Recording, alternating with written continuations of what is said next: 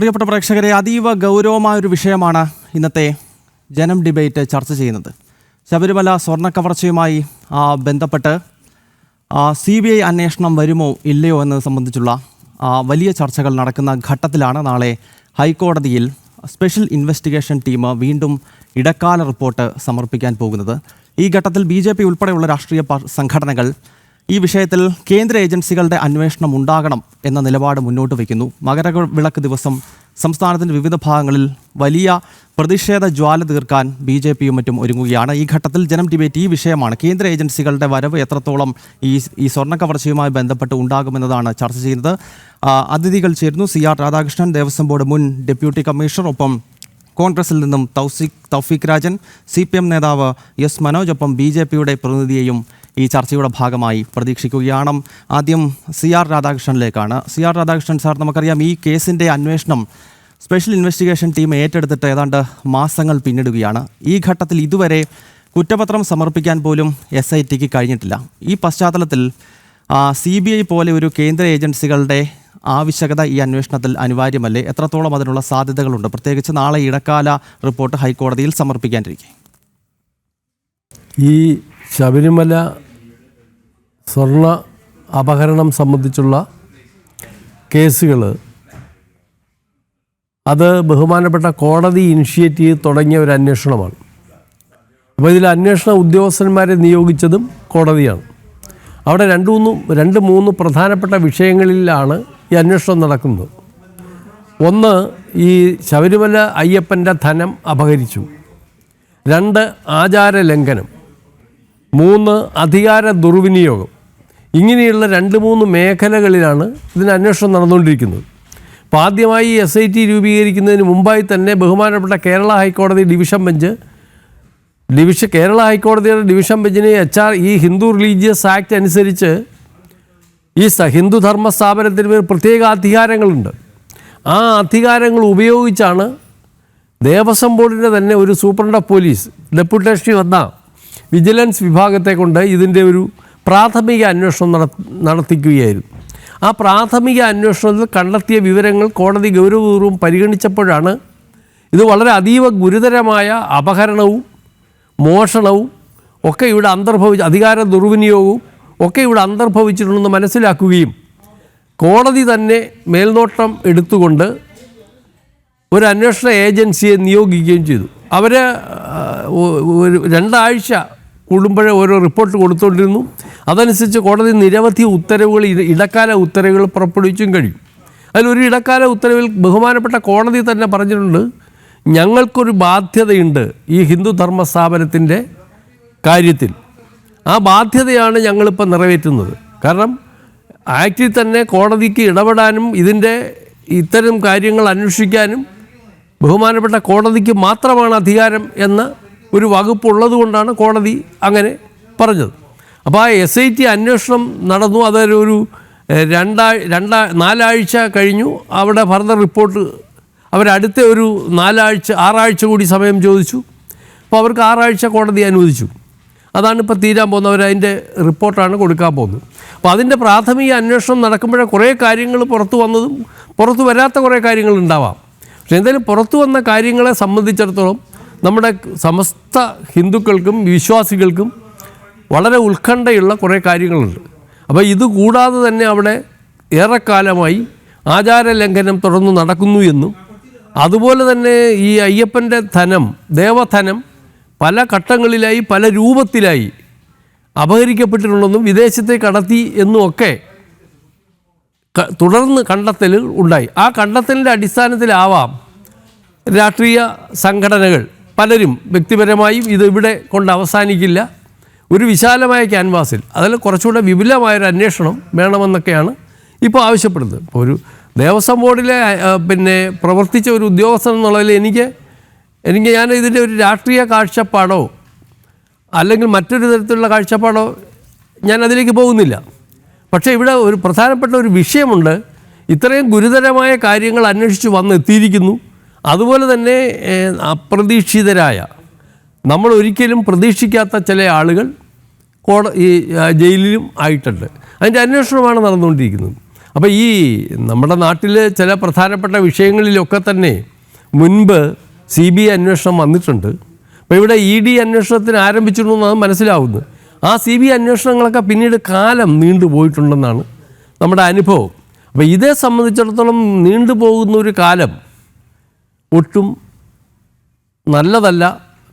അതുകൊണ്ട് ഈ നാളത്തെ ഈ SITയുടെ റിപ്പോർട്ട് പരിഗണിച്ച്, അപ്പോൾ കോടതി തന്നെ ബഹുമാനപ്പെട്ട BJP അധ്യക്ഷൻ്റെ ഒരു പരാതി അവിടെ ഉണ്ട്. CBI എൻക്വയറി അത് സംബന്ധിച്ച് കോടതി ഒരു ഹിയറിംഗ് നടത്തി. CBIയുടെ വില്ലിങ്നെസ് അവർ ഇത് അന്വേഷണം നടത്താൻ തയ്യാറാണെന്ന് സമ്മതിച്ച് എഴുതി കൊടുത്തിട്ടുണ്ട്. അപ്പോൾ ബഹുമാനപ്പെട്ട കോടതി അത് പരിഗണിച്ച് ആവശ്യമെങ്കിൽ അത് ഉത്തരവാകും, അല്ലെങ്കിൽ ഈ അന്വേഷണം തുടരും എനിക്ക് പറയാൻ പറ്റൂ. പക്ഷെ എന്തായാലും നാളെ അതിലൊരു തീരുമാനം ഉണ്ടാവുമെന്നാണ് ഞാൻ പ്രതീക്ഷിക്കുന്നത്. ഓക്കെ CR രാധാകൃഷ്ണൻ, അങ്ങയുടെ നിലപാട് വ്യക്തമാണ്. കോൺഗ്രസ് പ്രതിനിധി തൗഫീഖ് രാജൻ കൂടി ഈ ചർച്ചയുടെ ഭാഗമാകുകയാണ്. ശ്രീ തൗഫീഖ് രാജൻ, നിലവിൽ കേന്ദ്ര ഏജൻസികളുടെ അന്വേഷണം എന്ന ആവശ്യം നമ്മുടെ നാട്ടിൽ ഈ ശബരിമല സ്വർണ്ണ കവർച്ചയുമായി ബന്ധപ്പെട്ട് വളരെയധികം ശക്തമാകുകയാണ്. പ്രത്യേകിച്ച് ഈ നയതന്ത്ര ചാനലിലൂടെ സ്വർണം വിദേശത്തേക്ക് കടന്നു എന്ന രീതിയിലുള്ള കണ്ടെത്തലുകൾ കേന്ദ്ര ഏജൻസികളുടെ തന്നെ ഭാഗത്ത് നിന്ന് ഉണ്ടായിരിക്കുന്നു. ഈ ഘട്ടത്തിൽ CBI വരണം എന്ന നിലപാടാണോ കോൺഗ്രസിനുള്ളത്? തീർച്ചയായിട്ടും ഇവിടെ വളരെ തുടക്കം മുതൽ തന്നെ ഈ കേസിൽ SIT മെല്ലെപ്പോക്ക് നയം സ്വീകരിക്കുന്നു എന്ന കേരളത്തിന്റെ പ്രതിപക്ഷത്തിന് ബോധ്യമായ ഘട്ടത്തിൽ തന്നെ വളരെ കൃത്യമായി ഈ വിഷയത്തിൽ CBI, അതും ബഹുമാനപ്പെട്ട കോടതിയുടെ നിരീക്ഷണത്തിലുള്ള CBI അന്വേഷണം വേണം എന്നുള്ളതാണ് പ്രതിപക്ഷ നേതാവും കേരളത്തിലെ UDF ഒറ്റക്കെട്ടായി ഒന്നടങ്കം ആവശ്യപ്പെട്ടിട്ടുള്ള ഏറ്റവും പ്രധാനപ്പെട്ട കാര്യം. അത് ശരിവെക്കുന്ന ഒന്ന് രണ്ട് വസ്തുതകളുണ്ട്. എന്തെന്ന് വെച്ചാൽ, ഇപ്പോ എനിക്ക് മുമ്പ് സംസാരിച്ച ബഹുമാനപ്പെട്ട മുൻ ദേവസ്വം ഉദ്യോഗസ്ഥൻ തന്നെ വ്യക്തമാക്കി, ഈ അന്വേഷണം എത്രത്തോളം തൃപ്തികരമാണ് എന്നുള്ളത് കേരളത്തിലെ പൊതുസമൂഹം ഒന്നടക്കം ചോദിച്ച് മുന്നോട്ട് പോകുന്ന ഒരു സാഹചര്യമുണ്ട്. ഇവിടെ വളരെ കൃത്യമാണ്. ഇവിടെ ഏറ്റവും ഒടുവിൽ നമുക്കറിയാം, ഇവിടെ ഈ ശബരിമല സ്വർണ്ണക്കൊള്ളയുമായി ബന്ധപ്പെട്ട് ശബരിമലയിലെ ദ്വാരപാലക വിഗ്രഹങ്ങൾ, ശബരിമലയിലെ പീഠങ്ങൾ അടക്കം കോടികളെ ലാഭത്തിന് വിറ്റ് തുളച്ച് കട്ടുപിടിച്ച ഒരു സംഘം ഇതിന് പിന്നിൽ പ്രവർത്തിച്ചിട്ടുണ്ട്. അതിൽ വളരെ വിരലിലുണ്ടാവുന്ന ചുരുക്കം ചില ആളുകൾ മാത്രമാണ് ഇതുമായി ബന്ധപ്പെട്ട് അറസ്റ്റിലായിരിക്കുന്നത് എന്നുള്ള കാര്യത്തിൽ ഒരു തർക്കത്തിന്റെയും സംശയത്തിന്റെ ആവശ്യമില്ല. ക്ഷമിക്കണം, ആരൊക്കെയാണ് അറസ്റ്റിലായിരിക്കുന്നത്? ഉണ്ണികൃഷ്ണൻ പോറ്റിയാണ് ഈ കേസുമായി ബന്ധപ്പെട്ട് ആദ്യം അറസ്റ്റിലായതെങ്കിൽ പിന്നീട് അറസ്റ്റിലായ മുരാരി ബാബു ആകട്ടെ, സന്തോഷ് കുമാർ ആകട്ടെ, പിന്നീട് CPMന്റെ ഏറ്റവും പ്രധാനപ്പെട്ട രണ്ട് നേതാക്കന്മാർ N വാസുവും ഒപ്പം തന്നെ പത്മകുമാർ, ഈ രണ്ട് നേതാക്കന്മാർ ഉൾപ്പെടെ സ്മാർട്ട് ക്രിയേഷന്റെ അടക്കമുള്ള ആളുകളാണ് ഇപ്പോൾ പ്രധാനമായിട്ടും മനസ്സിലാക്കപ്പെട്ടിരിക്കുന്ന ആളുകൾ എന്നുള്ളതാണ് നാം മനസ്സിലാക്കുന്നത്. എന്റെ വളരെ സിമ്പിൾ ആയിട്ടുള്ളൊരു ചോദ്യം, ഈ ഘട്ടത്തിൽ ഇതുമായി ബന്ധപ്പെട്ട് വളരെ കൃത്യമായി അറസ്റ്റിലായ ഘട്ടത്തിൽ തന്നെ പത്മകുമാർ വളരെ ഗുരുതരമായിട്ടുള്ള ആരോപണം മുൻ ദേവസ്വം ബോർഡ് മന്ത്രിയായിട്ടുള്ള കടകംപള്ളി സുരേന്ദ്രനെതിരെ ഉന്നയിക്കുന്ന ഒരു സാഹചര്യം നമുക്ക് മുന്നിലൂടെ പോയിട്ടുണ്ടായിരുന്നു. ആ ഘട്ടത്തിൽ തന്നെ കേരളം അത് വളരെ ഗൗരവത്തോടു കൂടി ചർച്ച ചെയ്തു എന്ന് മനസ്സിലായതിന് പിന്നാലെ അദ്ദേഹം മൊഴി മാറ്റുന്ന സാഹചര്യം അടക്കം നമ്മുടെ മുന്നിലുണ്ട്. വസ്തുത അവിടെ നിൽക്കട്ടെ. എന്റെ വളരെ സിമ്പിൾ ആയിട്ടൊരു ചോദ്യം എന്നുള്ളത്, എന്തുകൊണ്ടാണ് അദ്ദേഹത്തെ ചോദ്യം ചെയ്തു എന്നുള്ള വാർത്ത കഴിഞ്ഞ ശനിയാഴ്ച ദിവസമാണ് ചോദ്യം ചെയ്തതെങ്കിൽ കേരളം അദ്ദേഹത്തെ ചോദ്യം ചെയ്തു എന്നുള്ള വാർത്ത അറിഞ്ഞത് ദിവസങ്ങൾക്ക് ഇപ്പുറമാണ്. വളരെ കൃത്യമാണ്. എന്തുകൊണ്ടാണ് എന്ന് ചോദിച്ചാൽ, വളരെ കുറെ കാലം മുമ്പ്, അതായത് ഈ കേസിന്റെ തുടക്കത്തിൽ തന്നെ പത്മകുമാർ വളരെ ഗൗരവമായി തന്നെ ഈ മുൻ ദേവസ്വം മന്ത്രിയായിട്ടുള്ള കടകംപള്ളി സുരേന്ദ്രനെതിരെ മൊഴി നൽകിയിട്ട് പോലും എന്തിനാണ് ഇത്ര ലാഗ് ചെയ്യിച്ചത്, എന്തുകൊണ്ടാണ് ഇത്ര വൈകിപ്പിച്ചത് എന്നുള്ള വളരെ പ്രസക്തമായ ചോദ്യം അവിടെ ഉയരുന്ന ഒരു സാഹചര്യമുണ്ട്. വളരെ കൃത്യമാണ്. എന്താണ് ഇവിടെ ഇലക്ഷൻ മുന്നിൽ നിർത്തി കേരളത്തിലെ ത്രിതല പഞ്ചായത്ത് തെരഞ്ഞെടുപ്പ് നടക്കുന്ന ഒരു സാഹചര്യം ഉണ്ടായപ്പോ, കേരളത്തിൽ ത്രിതല പഞ്ചായത്ത് തെരഞ്ഞെടുപ്പുമായി മുന്നോട്ട് പോകുന്ന ഒരു സാഹചര്യം ഉണ്ടായപ്പോ വലിയ തിരിച്ചടി CPMന് ലഭിക്കുമെന്നുള്ള ഉത്സാഹം കൊണ്ടാണ് ആ തിരിച്ചടി ലഭിച്ചു. അത് മറ്റൊരു വസ്തുത. അതിനപ്പുറത്തേക്ക് വളരെ തകർന്ന് തരിപ്പണമാകുന്നു കേരളത്തിൽ ഇടതു സർക്കാർ എന്ന വളരെ കൃത്യമായി ബോധ്യമുള്ളത് കൊണ്ടാണ് ഇവർ SITക്ക് മേൽ വലിയ സമ്മർദ്ദം ചെലുത്തി കടകംപള്ളി സുരേന്ദ്രനെ ചോദ്യം ചെയ്യുന്നത് വൈകിപ്പിക്കുന്ന സാഹചര്യത്തിലേക്ക് അടക്കം മുന്നോട്ട് പോകുന്ന സാഹചര്യം ഉണ്ടാകുന്നത്. ഇതിനോടൊപ്പം തന്നെ ചേർത്ത് വായിക്കുന്ന ഒരു പ്രധാനപ്പെട്ട വസ്തുത ഇന്ന് കേരളം ചർച്ച ചെയ്യുന്ന ഒരു സാഹചര്യം ഉണ്ടായി. എന്താണ്? ബഹുമാനപ്പെട്ട പ്രതിപക്ഷ നേതാവിനെതിരെ ഈ പുനർജനി അദ്ദേഹത്തിന്റെ ഭവന പദ്ധതിയുമായി ബന്ധപ്പെട്ട ഇപ്പോൾ ഇത് CBI അന്വേഷണത്തിന് ശുപാർശ ചെയ്തിരിക്കുന്നു. ഇത് കണക്ട് ചെയ്ത് പറയേണ്ട ഒരു സാഹചര്യം വന്നതുകൊണ്ടാണ് ഇത് പറയുന്ന ഒരു സാഹചര്യം ഉണ്ടാവുന്നത്. അതായത് പ്രധാനമായിട്ടും നമുക്കറിയാം, ഇവിടെ വളരെ കൃത്യമായിട്ട് പ്രതിപക്ഷം തുടക്കം മുതൽ ഉന്നയിക്കുന്നു. എന്താണ്? ബഹുമാനപ്പെട്ട കോടതിയുടെ നിരീക്ഷണത്തിലുള്ള CBI അന്വേഷണം വളരെ കൃത്യമായി ഇവിടെ അനിവാര്യമാണ്, ആവശ്യകതയാണ് എന്നുള്ളത് കേരളത്തിലെ വിശ്വാസി സമൂഹം, കേരളത്തിലെ പൊതുസമൂഹത്തിന്റെ അടക്കം വികാരം മനസ്സിലാക്കിക്കൊണ്ട് കേരളത്തിലെ പ്രതിപക്ഷം വളരെ തുടക്കം മുതൽ ഉന്നയിക്കുന്ന ഒരു പ്രധാനപ്പെട്ട കാര്യമാണ്. ആ ഘട്ടത്തിൽ ബഹുമാനപ്പെട്ട ഹൈക്കോടതിയിലടക്കം ഇവിടെ കേസ് പരിഗണനയിൽ ഇതുമായി ബന്ധപ്പെട്ടുള്ള കേസ് പരിഗണനയിൽ വന്ന ഘട്ടത്തിൽ എന്താണ് ഈ സംസ്ഥാനം ഭരിക്കുന്ന സർക്കാർ സ്വീകരിച്ച നിലപാട്? ഈ സംസ്ഥാനം ഭരിക്കുന്ന സർക്കാർ പറഞ്ഞു CBI അന്വേഷണം ആവശ്യമില്ല, CBI അന്വേഷണം ആവശ്യമില്ല എന്നുള്ള നിലപാടാണ് ഈ സംസ്ഥാനം ഭരിക്കുന്ന സർക്കാർ സ്വീകരിച്ചത്. നേരെ മറിച്ച് പ്രതിപക്ഷ നേതാവിനെതിരായി പുനർജനി കേസിൽ തെളിവില്ല എന്ന് പറഞ്ഞുകൊണ്ട് വിജിലൻസ് ക്ലീൻ ചീറ്റ് നൽകിയ ഒരു പുനർജനി എന്ന് പറയുന്ന അദ്ദേഹത്തിന്റെ പ്രളയത്തെ തുടർന്ന് കേരളം ഒന്നടങ്കം അഭിമുഖീകരിച്ച മഹാപ്രളയത്തിന് പിന്നാലെ ആവിഷ്കരിച്ച ഒരു പദ്ധതി, ആ പദ്ധതിയുമായി ബന്ധപ്പെട്ട് വിജിലൻസ് ക്ലീൻ ചീറ്റ് നൽകിയതാണ്. അതിനെ തുടർന്ന് CBI അന്വേഷണത്തിന് ശുപാർശ ചെയ്തു എന്നാണ്. ഒരു വർഷം മുമ്പത്തെ ശുപാർശയാണ് ഇപ്പോ തെരഞ്ഞെടുപ്പ് മുന്നിൽ കണ്ടുകൊണ്ട് ഇപ്പോൾ പുറത്തുവിടുന്ന ഒരു സാഹചര്യം ഉണ്ടാകുന്നത്. ഈ സത്യത്തിൽ ഇവിടെ ശ്രദ്ധിക്കേണ്ട ഒരു കാര്യമുണ്ട്. എന്താണെന്ന് അറിയാമോ? ഈ പിണറായി 3.0 എന്നുള്ള കാരണഭൂതന്റെ സ്വപ്നം വിഫലമാക്കുമെന്ന വിഭ്രാന്തിയിൽ നിന്നാണ് പ്രതിപക്ഷ നേതാവിനെതിരായി ഇത്തരത്തിൽ CBI അന്വേഷണത്തിനുള്ള ശുപാർശകൾ ജന്മമെടുക്കുന്നത് എന്നുള്ള കാര്യം ഒരു നിസ്സംശയം നമുക്ക് പറയാൻ കഴിയുന്ന ഒരു സാഹചര്യമുണ്ട്. ഒരു കാര്യം സ്നേഹപൂർവ്വം സൂചിപ്പിക്കാൻ ആഗ്രഹിക്കുന്നു. കഴിഞ്ഞ ദിവസം അടക്കം പറവൂർ സീറ്റ് CPI-യിൽ നിന്ന് CPM ഏറ്റെടുക്കുന്നു എന്നുള്ള വലിയ രാഷ്ട്രീയ വാർത്ത കേരളത്തിലെ ചില മാധ്യമങ്ങൾ വല്ലാതെ കൊട്ടിഘോഷിക്കുന്ന സാഹചര്യം ഉണ്ടായിട്ടുണ്ടായിരുന്നു. ഈ CPI-യിൽ നിന്ന് CPM ഏറ്റെടുക്കുന്ന എന്താണ് വലിയ മഹാത്ഭുതമൊന്നുമല്ല. അതിനപ്പുറത്തേക്ക് കഴിഞ്ഞ 3 ടേമായി അവിടെ ബഹുമാനപ്പെട്ട പ്രതിപക്ഷ നേതാവ് തന്റെ ഭൂരിപക്ഷം വർദ്ധിപ്പിച്ചു വരുന്ന ഒരു സാഹചര്യമാണ്.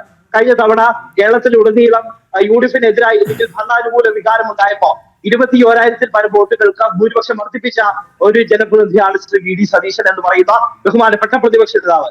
ഇനി CPI-യിൽ നിന്ന് CPM ഏറ്റെടുത്താലും ഇനി CPM-ഉം BJP-യും ചേർന്ന CJP സഖ്യമായി മത്സരിച്ചാലും ശരി, അവിടെ കേരളത്തിന്റെ പ്രതിപക്ഷ നേതാവ് ബഹുഭൂരിപക്ഷത്തോടുകൂടി വിജയിച്ചു വരും. കേരളത്തിൽ UDF-ന്റെ ഒരു മന്ത്രിസഭ ഉണ്ടാകുന്നുള്ള കാര്യത്തിൽ സംശയമില്ല. അപ്പൊ ഞാൻ പറഞ്ഞു വെച്ചത് ഇവിടെ ഒരു ഇരട്ടത്താപ്പ് നയം ഈ സർക്കാർ സ്വീകരിക്കുന്നു എന്നുള്ളത് ഇതിൽ കൂടി തന്നെ വ്യക്തമല്ലേ? എന്താണ് പ്രതിപക്ഷ നേതാക്കന്മാർക്കെതിരായി എങ്ങനെയെങ്കിലും രാഷ്ട്രീയ ആരോപണങ്ങൾ ഉണ്ടാകുമോ, ഇല്ലെങ്കിൽ പ്രതിപക്ഷ നേതാക്കന്മാർക്കെതിരായി എങ്ങനെയെങ്കിലും വില കുറഞ്ഞ രാഷ്ട്രീയ തന്ത്രങ്ങൾ പ്രയോഗിച്ചുകൊണ്ട് വിജിലൻസ് ക്ലീൻ ചീറ്റ് നൽകിയ ഒരു കേസിനകത്ത് അന്വേഷണം പ്രഖ്യാപിക്കുന്നു, CBI അന്വേഷണം പ്രഖ്യാപിക്കാൻ വേണ്ടി നിയമോപദേശം തരുന്നു. ഒരു വർഷം മുൻപത്തെ വാർത്ത കേരളം, അതായത് ഇന്ന് താങ്കൾക്ക് അറിയാമല്ലോ, KCCയുടെ ലക്ഷ്യ വയനാട്ടിൽ ബഹുമാനപ്പെട്ട തെരഞ്ഞെടുപ്പ് കാര്യങ്ങളടക്കം ചർച്ച ചെയ്യാൻ വേണ്ടി ചേരുന്ന ഒരു സാഹചര്യമുണ്ട്.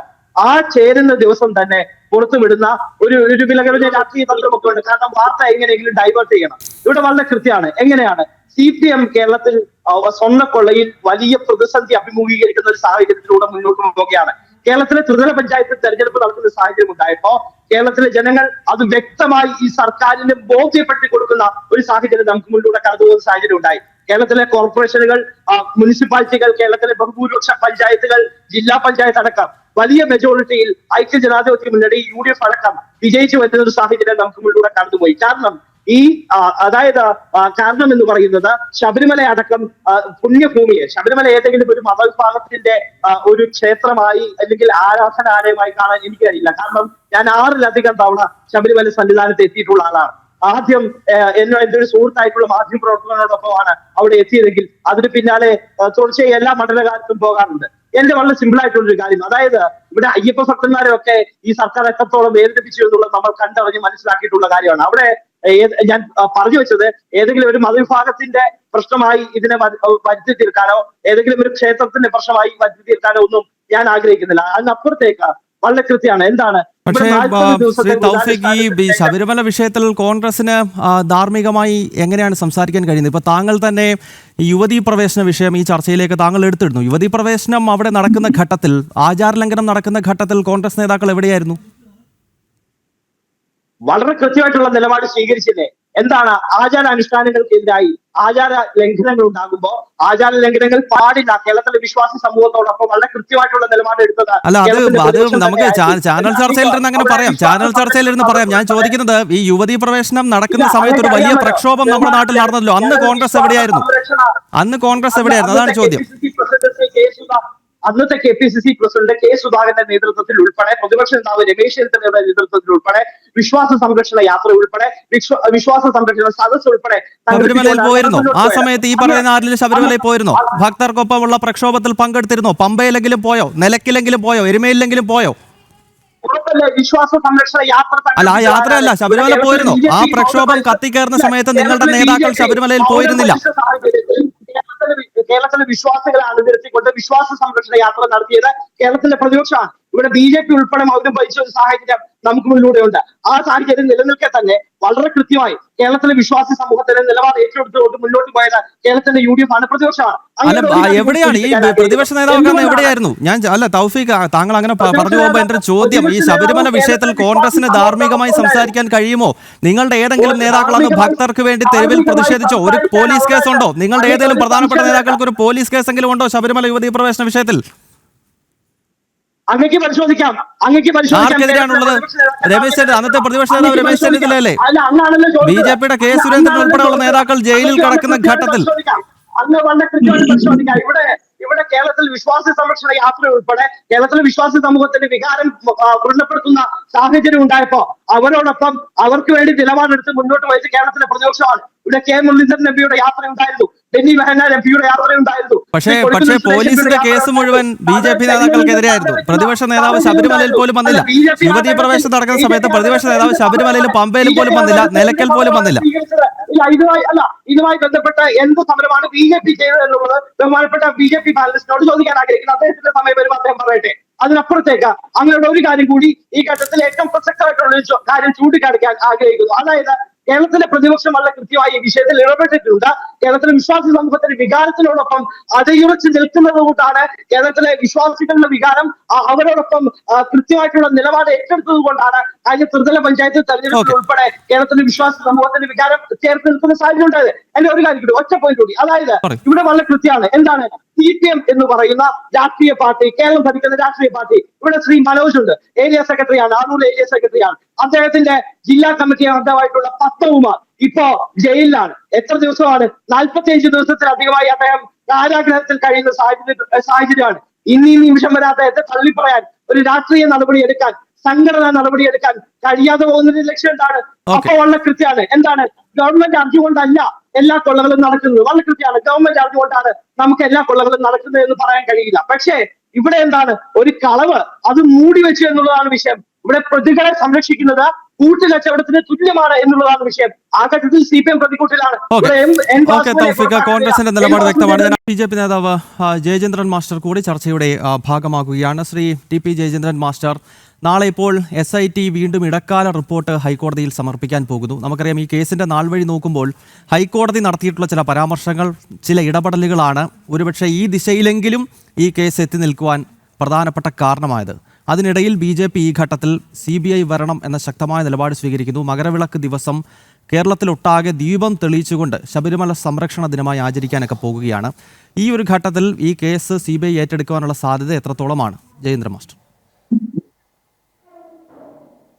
നോക്കൂ, വളരെ കൃത്യമായി മാസങ്ങൾക്ക് മുമ്പ് ഈ കേസന്വേഷണം ആരംഭിച്ചപ്പോൾ ഇതിന്റെ പരിസമാപ്തി എങ്ങനെയായിരിക്കും, SITയുടെ പരിധിയിൽ അന്വേഷണം നിലനിന്നാൽ എന്ന് അന്ന് ഭാരതീയ ജനതാ പാർട്ടി ചൂണ്ടിക്കാണിച്ചത് ഇന്ന് അക്ഷരം പ്രതി ശരിയായിക്കൊണ്ടിരിക്കുകയാണ്. വളരെ കൃത്യമായിട്ട് അന്ന് BJP പറഞ്ഞു, എന്തുകൊണ്ട് SIT പോരാ, പകരം എന്തുകൊണ്ട് ഒരു കേന്ദ്ര ഏജൻസി വേണം. ഒന്ന്, ഈ കേസിന്റെ പരിധി കേരള സംസ്ഥാനത്തിനകത്ത് ഒതുങ്ങുന്നതല്ല. രണ്ട്, ഈ ക്ഷേത്രക്കൊള്ളകൾ കാലാകാലങ്ങളിലായി LDFും UDFും പരസ്പരം ധാരണയോടെ നടത്തിക്കൊണ്ടിരുന്ന ഉന്നത രാഷ്ട്രീയ സംരക്ഷണയിൽ നടന്ന ഒരു കൊള്ളയാണ്. ഇത് കേവലം അമ്പലക്കൊള്ള എന്നതിലോ സ്വർണ്ണക്കൊള്ള എന്നതിലോ ഒതുക്കുന്നതിനപ്പുറത്തേക്ക് വിശ്വാസത്തിന്റെ ആന്റിക് വാല്യൂ ഉള്ള കോടാനുകോടി രൂപ മറിയുന്ന ഒരു വലിയ ബിസിനസിന്റെ ഭാഗമാണിത്. കഴിഞ്ഞ 30 വർഷമെങ്കിലുമായി കേരളത്തിലെ ദേവസ്വം ബോർഡുകളിൽ മാറി ഭരിച്ച LDFന്റെയും UDFന്റെയും 2 മുന്നണികളുടെ നേതൃത്വത്തിൽ ഈ ക്ഷേത്രം കൊള്ള നടന്നിട്ടുണ്ട്. ഇതിനെക്കുറിച്ച് അന്വേഷിക്കാൻ നിയോഗിക്കപ്പെട്ട വിജിലൻസ് വിഭാഗത്തിന് ഓരോ സന്ദർഭത്തിലും അതിനെക്കുറിച്ച് കൃത്യമായ ധാരണയുണ്ടായിരുന്നു. അവർ കാലാകാലങ്ങളിൽ അവരുടെ റിപ്പോർട്ടുകൾ സർക്കാരിന് സമർപ്പിച്ചിട്ടുണ്ട്. അതുകൊണ്ട് ഇത് അറിയാതെ വന്ന ഒരു കൊള്ളയാണെന്ന് വിശ്വസിക്കാൻ സാധ്യമല്ല. അതുകൊണ്ടാണ് 4 ആവശ്യങ്ങളെ മുൻനിർത്തിക്കൊണ്ട് ഇത് CBI അന്വേഷിക്കണമെന്ന് പറഞ്ഞു. ഒന്ന്, ദേവസ്വം ബോർഡിലെ ഉന്നതരും മന്ത്രിയും രാഷ്ട്രീയ നേതൃത്വവും അറിഞ്ഞുകൊണ്ട് നടത്തിയ വെൽ പ്ലാൻഡ് ആയിട്ടുള്ള ഒരു കൊള്ളയാണ് ഇത്. അതുകൊണ്ട് തന്നെ ദേവസ്വം മന്ത്രി പ്രതിയാകണം, ദേവസ്വം ബോർഡ് പ്രതിയാകണം, ബന്ധപ്പെട്ട ഉദ്യോഗസ്ഥന്മാർ പ്രതിപട്ടികയിൽ വേണം, അവർക്കെതിരെ ക്രിമിനൽ നടപടികൾ ആരംഭിക്കണം, 30 വർഷത്തെ എല്ലാ ഇടപാടുകളും അന്വേഷിക്കണം. വിജിലൻസ് റിപ്പോർട്ടുകൾ പരിശോധിക്കണം, അത് പുറത്തുവിടണം. സംസ്ഥാനാന്തര രാജ്യാന്തര ബന്ധമുള്ളത് കൊണ്ട് SITക്ക് പരിമിതികളുണ്ട്. SIT സംസ്ഥാന ആഭ്യന്തര വകുപ്പിന്റെ കീഴിലായതുകൊണ്ട് ഈ അന്വേഷണം ഉന്നതരിലേക്ക് എത്തുമ്പോൾ അത് സ്വാഭാവികമായ ദുരന്ത മരണത്തിന് സാധ്യതയുണ്ട്. അക്ഷരം പ്രതി ഇതൊക്കെ പറഞ്ഞ് നടന്നുകൊണ്ടിരിക്കുകയല്ലേ ഇന്ന്. എന്തുകൊണ്ടാണ് ഇത് ഉന്നത രാഷ്ട്രീയ ബന്ധമുള്ള സംരക്ഷണയിലുള്ളതാണ് എന്ന് ഞാൻ പറയുന്നത്? നോക്കൂ, ഇപ്പോൾ അറസ്റ്റിലായവരുടെ പട്ടിക പരിശോധിച്ചാൽ 2 മുൻ ദേവസ്വം പ്രസിഡന്റുമാർ ഇപ്പോൾ ഇരുമ്പഴിക്കുള്ളിലാണ്. 2 മുൻ തിരുവാഭരണ കമ്മീഷണർമാർ അവരുടെ അനുമതിയോടുകൂടിയാണ് നടന്നത്. KS Baiju and RG Radhakrishnan ഇപ്പോൾ ജയിലിലാണ്, അല്ലെങ്കിൽ അന്വേഷണത്തിന്റെ മുൾമുനയിലാണ്. 3 അഡ്മിനിസ്ട്രേറ്റീവ് ഓഫീസർമാർ, വിവിധ കാലഘട്ടങ്ങളിൽ ഉണ്ടായിരുന്ന 3 അഡ്മിനിസ്ട്രേറ്റീവ് ഓഫീസർമാർ, മുരാരി ബാബു, ശ്രീകുമാർ, K രാജേന്ദ്രൻ നായർ, ഇവർ പ്രതിപട്ടികയിൽ മുൻപന്തിയിൽ നിൽക്കുകയാണ്. 2 മുൻ എക്സിക്യൂട്ടീവ് ഓഫീസർമാർ, D സുധീഷ് കുമാർ, K രാജേന്ദ്ര പ്രസാദ്, മുൻ ദേവസ്വം സെക്രട്ടറി S ജയശ്രീ. അപ്പൊ എന്റെ ചോദ്യം, ഇത്രയും പേർ എവിടെയെങ്കിലും ഒരു പഴുത്, ഒരു മോട്ടപ്പിശക് വന്നാൽ തിരുത്തേണ്ടവരാണ് വ്യത്യസ്ത തട്ടുകളിലുള്ള ഈ ഉദ്യോഗസ്ഥന്മാർ. ഇവരെല്ലാവരും ഈ കൊള്ളയ്ക്ക് കൂട്ടുനിന്നു എന്ന് പറഞ്ഞാൽ അരിയാഹാരം കഴിക്കുന്നവർക്കറിയാം അത് മുകളിൽ നിന്നുള്ള സംരക്ഷണയും ഇടപെടലും സമ്മർദ്ദവും മൂലം തങ്ങൾ രക്ഷിക്കുമെന്നുള്ള ഉറപ്പിന്റെ അടിസ്ഥാനത്തിൽ നടന്ന ഒരു കൊള്ളയാണ് എന്നതിന് സാക്ഷ്യപ്പെടുത്തുന്നു. ഇപ്പോൾ ഈ അന്വേഷണം എത്തുന്നത് എവിടത്തേക്കാണ്? 2007 പോറ്റി അവിടെ സ്പോൺസർ എന്ന് പറഞ്ഞൊരു സ്പോൺസർ ഏജന്റ് ആയിട്ട് കയറുന്നത്. ഐക്യ ജനാധിപത്യ മുന്നണി അതിനുശേഷം കേരളം ഭരിച്ചില്ലേ? എന്തുകൊണ്ട് ഇത്തരം ഒരു കൊള്ളക്കാരനെ കേരള പോലീസ് സേനയുടെ വിജിലൻസ് വിഭാഗത്തിന് കണ്ടെത്താൻ കഴിഞ്ഞിട്ടില്ലെന്ന് നമുക്ക് വിശ്വസിക്കാൻ സാധിക്കുമോ? അത്ര കഴിവുകെട്ടവരാണോ കേരളത്തിലെ പോലീസ് സേന എന്ന് വിശ്വസിക്കാൻ നമുക്ക് സാധിക്കുമോ? അപ്പോൾ UDFന്റെ കാലഘട്ടത്തിൽ സംരക്ഷണം ഉണ്ടായിട്ടുണ്ട്, LDFന്റെ കാലഘട്ടങ്ങളിൽ സംരക്ഷണം ഉണ്ടായിട്ടുണ്ട്. ശബരിമലയിലെ ദേവസ്വം ചട്ടങ്ങൾക്കൊന്നും പുൽവില പോലും കൽപ്പിച്ചില്ല. പരിശോധിക്കേണ്ട ഉദ്യോഗസ്ഥന്മാർ പരിശോധനയിൽ വീഴ്ച വരുത്തിയിട്ടുണ്ട്. ദേവസ്വം ബോർഡിന്റെ പ്രസിഡന്റ് കുറ്റകൃത്യം നടത്തിയിട്ടുണ്ട്. ദേവസ്വം ബോർഡ് പ്രസിഡന്റിനെ നിയന്ത്രിക്കേണ്ട ദേവസ്വം മന്ത്രിക്ക് ഇതിൽ പങ്കുണ്ട് എന്ന് സംശയിച്ചാൽ കുറ്റപ്പെടുത്താനാവുമോ? ഇപ്പോൾ പുറത്തു വന്നിരിക്കുന്ന മറ്റു തെളിവുകൾ എവിടേക്കാണ് എത്തുന്നത്? ഒരുപക്ഷെ ഇത് കേരളത്തിൽ ഒതുക്കി തീർക്കാൻ സാധ്യതയില്ലേ? TP ചന്ദ്രശേഖരൻ വധം എങ്ങനെയാണ് ഒതുക്കപ്പെട്ടത് എന്ന് മുല്ലപ്പള്ളി രാമചന്ദ്രനോട് ചോദിച്ചാൽ അദ്ദേഹം പറയും. TP വധക്കേസ് എങ്ങനെയാണ് ഒതുക്കപ്പെട്ടത് എന്നതിന് പുറമെ ഐസ്ക്രീം പാർലർ കേസ് എങ്ങനെയാണ് കേരളം ഒതുക്കപ്പെട്ടത് എന്ന് നമുക്ക് ചരിത്രം നമ്മുടെ മുമ്പിലുണ്ട്. തിരുവനന്തപുരത്തെ മറ്റൊരു സ്വർണ്ണക്കൊള്ള കേസിൽ വലിയൊരു സമരം UDF ഭരിക്കുമ്പോൾ LDFന്റെ 2 ദിവസത്തെ തിരുവനന്തപുരത്തെ ദുർഗന്ധപൂരിതമാക്കിയ ഒരു സമരം, അതെങ്ങനെയാണ് തീർത്തത് എന്ന് C ദിവാകരൻ CPI മന്ത്രി തന്നെ വ്യക്തമായി പറഞ്ഞിട്ടുണ്ട്. എവിടെ നിന്നോ ഫോൺ കോൾ വരുന്നു, എവിടെയൊക്കെയോ ചർച്ച നടത്തുന്നു, അതിനുശേഷം ഈ സമരം ഇല്ലാതാകുന്നു. ഇപ്പോൾ നമ്മൾ എത്തുന്നത് അതിന് സമാനമായ അവസ്ഥയിലേക്ക് നീങ്ങിക്കഴിഞ്ഞില്ലേ? ഇപ്പോൾ കോൺഗ്രസ് പ്രതിരോധത്തിലാവുന്നത് എവിടെയാ? VK ശിവകുമാറിന്റെ കാലഘട്ടത്തില് നടത്തിയ കൊള്ള മാത്രമല്ല, സ്വന്തം അനുജനെ നിർത്തി ഏട്ടനും അനുജനും ചേർന്ന് ശബരിമലയിലെ 1,80,00,000 രൂപയുടെ അടുക്കളപാത്ര കൊള്ള ഇപ്പോൾ കോടതിയുടെ നടപടികൾ നേരിട്ടുകൊണ്ടിരിക്കുന്നു. ഇത് സൂചിപ്പിക്കുന്ന എന്താണ്?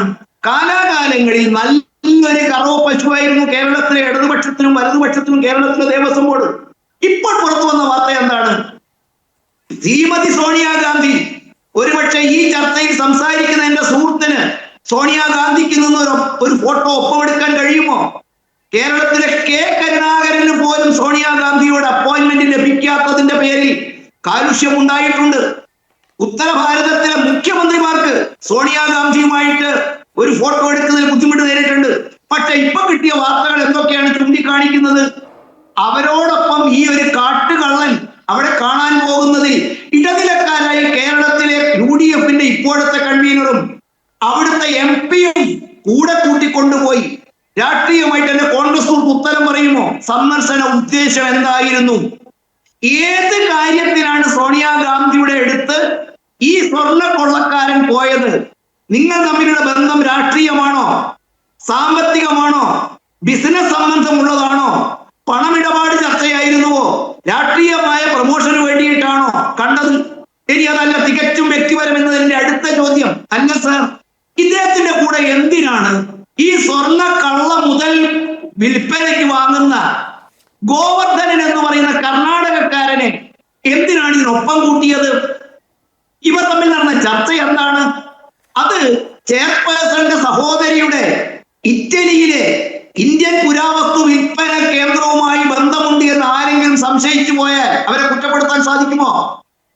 അവർക്ക് ഗണപതി എന്ന പേരിൽ ഒരു വിൽപ്പനശാല ഉണ്ട് എന്നത് കോൺഗ്രസ്സുകാർ നിഷേധിക്കുമോ? അതിനെക്കുറിച്ച് അന്വേഷണ റിപ്പോർട്ട് കേന്ദ്ര ഗവൺമെന്റും കോടതിയും ആവശ്യപ്പെട്ടപ്പോൾ ഇറ്റാലിയൻ ഗവൺമെന്റ് ആ റിപ്പോർട്ടുകൾ കൊടുക്കാതിരുന്നത് സ്വാഭാവികമാണെന്ന് വിശ്വസിക്കാൻ സാധിക്കുമോ? ഇവർ ഇന്ത്യയിലെ പുരാവസ്തുക്കൾ സംഘടിപ്പിക്കുന്നത് നേരായ മാർഗത്തിലൂടെയാണ് എന്ന് നിങ്ങൾക്ക് തുറന്ന് സമ്മതിക്കാൻ സാധിക്കുമോ? അത്തരത്തിലുള്ള ദുരൂഹതകൾ ഈ മുഖത്തിനില്ലേ? എന്റെ കയ്യിൽ സോണിയാഗാന്ധിയെ ഇതുമായി ബന്ധപ്പെട്ടുള്ള തെളിവുകളൊന്നുമില്ല. പക്ഷെ രാഷ്ട്രീയമായിട്ട് ചില ചോദ്യങ്ങളുണ്ട്. സോണിയാഗാന്ധിയെ പോലുള്ള ഒരാൾ ശബരിമലയിലെ സ്വർണ്ണക്കൊള്ളയ്ക്ക് നേതൃത്വം കൊടുക്കുന്ന ഈ പോറ്റിയുമായും ആ സ്വർണ്ണ മുതലുകൾ വാങ്ങുന്ന ഗോവർദ്ധനും ഒന്നിച്ച് കേരളത്തിലെ രണ്ട് പ്രബുദ്ധ നേതാക്കന്മാർ ഇടനിലക്കാരായി പോയതിന്റെ ഉദ്ദേശം എന്താണ് നിങ്ങൾ ഇതുവരെ വെളിപ്പെടുത്താത്തത്? ഒരുപക്ഷെ ഒന്നും ഉണ്ടാവുകയോ ഇല്ലയോ എന്ന് എനിക്കറിയില്ല. പക്ഷെ ഒരൊറ്റ ഉത്തരം മാത്രമാണ് ഞാൻ കോൺഗ്രസ് പ്രതീക്ഷിക്കുന്നത്. ഇന്ന ആവശ്യത്തിനാണ് ഞങ്ങൾ പോയി കണ്ടത്, അതിനുവേണ്ടി ഇടനിലക്കാരായി ഞങ്ങളാണ്. പകരം KPCCയും AICCയും ഈ കാര്യത്തിൽ പാലിക്കുന്ന മൗനം കുറ്റകരമല്ലേ? ആ മൗനം വാചാലമല്ലേ? സോണിയാഗാന്ധി പുറത്തു വന്ന് ഇത്ര വിവാദപരമായ ഒരു ബന്ധം, ഇന്ത്യയിലെ UPIയുടെ ചെയർപേഴ്സൺ കൂടിയായ ഒരു വനിതയെ മുൾമുനയിൽ നിർത്തിയ ശബരിമല കൊള്ളക്കേസിലെ രണ്ട് സുപ്രധാന പ്രതികളുമായി കൂടിക്കാഴ്ച നടത്തിയത് ഒന്നല്ല രണ്ടിലധികം തവണ. അത്തരമൊരു ബന്ധം കോൺഗ്രസിനെ പ്രതിക്കൂട്ടിലാക്കുന്നുണ്ടോ? ഇത് തന്നെയല്ലേ ശിവകുമാറും അനുജൻ ജയകുമാറും ചേർന്ന് 1,80,00,000 അടുക്കളപാത്രത്തിൽ ഇല്ലാത്ത ബില്ല് വെച്ച് വാങ്ങിയ കേസ് ഇപ്പോഴും കോടതി നടക്കുന്നത്? ചുരുക്കി പറഞ്ഞാൽ വർഷാവർഷങ്ങളായി കേരളം ഭരിക്കുന്നവരുടെ കറവ പശുവായിരുന്നു കേരളത്തിലെ ദേവസ്വം ബോർഡ്. ആ ദേവസ്വം ബോർഡിൽ ഏറ്റവും ലാഭകരമായി നടന്ന കച്ചവടം ശബരിമലയുമായി ബന്ധപ്പെട്ടതാണ്. സ്വർണ്ണപ്പാളികളെ കുറിച്ച് രേഖകളില്ല, വിജിലൻസിന്റെ കണ്ടെത്തലുകളില്ല, CCTVകൾ അഗ്നിക്കിരയാവുന്നു, അവിടെയുള്ള ഫുട്ടേജുകൾ ലഭിക്കുന്നില്ല, കാണേണ്ടവൻ ഫയലുകൾ കാണുന്നില്ല, രേഖപ്പെടുത്തേണ്ട പുസ്തകങ്ങൾ രേഖപ്പെടുത്തുന്നില്ല എന്ന് പറഞ്ഞാൽ വർഷാവർഷങ്ങളിലായി കൊള്ളയ്ക്കുള്ള എല്ലാ അവസരങ്ങളും ഒരുക്കിയിട്ടായിരുന്നു. അതുകൊണ്ടാണ് നമ്മൾ പറയുന്നത് കേരളത്തിലെ ആഭ്യന്തരമന്ത്രി നിയന്ത്രിക്കുന്ന പോലീസുകാർ ഈ കേസ് അന്വേഷിച്ചാൽ മതിയാവില്ല. കേരളത്തിന്റെ പുറത്തേക്ക് ബന്ധങ്ങളുണ്ട്, രാജ്യാന്തര ബന്ധങ്ങളുണ്ട്. സ്വർണത്തിന്റെ മൂല്യമല്ല, വിശ്വാസത്തിന്റെ പുരാവസ്തുവിന്റെ ആന്റിക് വാല്യൂ ഉള്ള കൊള്ളയാണ് നടന്നിരിക്കുന്നത്. എത്ര കോടിയുടെ കൈമറിയലുകളാണ് മറിഞ്ഞിരിക്കുന്നത്. അതിന്റെ കമ്മീഷനുകൾ പറ്റാനുള്ള ബന്ധമാണോ ഈ പോറ്റി എന്ന് പറയുന്ന ആൾക്ക് കേരളത്തിലെ രണ്ട് മുന്നണികളുടെ രാഷ്ട്രീയ നേതൃത്വമായിട്ടുണ്ടായിരിക്കുന്നത്? ഇതിനൊക്കെ ഉത്തരം കാണേണ്ടതുണ്ട്. അതിനൊക്കെ ഉത്തരം കാണാൻ SITയെ പോലെ ഏജൻസിക്ക് സാധിക്കില്ല. നിശ്ചയമായി നമ്മൾ പ്രതീക്ഷിക്കുന്നു.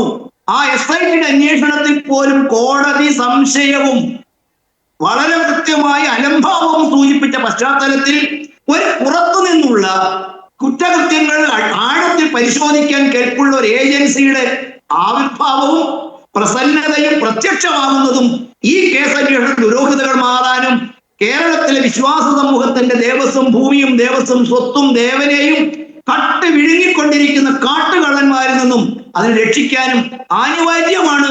അതിനുള്ള പ്രവർത്തനങ്ങൾ കോടതി ഉത്തരവിടും. ആ വാർത്തയ്ക്ക് വേണ്ടിയാണ് കേരളം കാത്തിരിക്കുന്നത്. കേരളത്തിലെ വിശ്വാസ സമൂഹം പ്രതീക്ഷിക്കുന്നത് ആ വാർത്തയാണ്. ഓക്കെ, ജയചന്ദ്രൻ മാസ്റ്റർ, അങ്ങയിലേക്ക് ഞാൻ അടുത്ത ഘട്ടത്തിലെത്താം.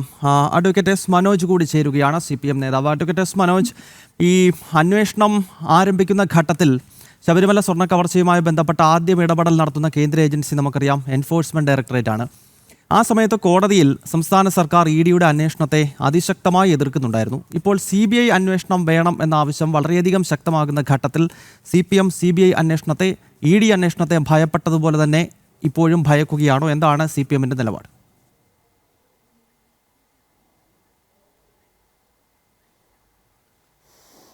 CPMന്റെ ഇത് സംബന്ധിച്ച നിലപാട് പാർട്ടിയുടെ സംസ്ഥാന സെക്രട്ടറിയും പാർട്ടിയുടെ എല്ലാ നിലവാരത്തിലുള്ള നേതാക്കന്മാരും സുവ്യക്തമായി തന്നെ പറഞ്ഞിട്ടുള്ളൊരു കാര്യമാണ്.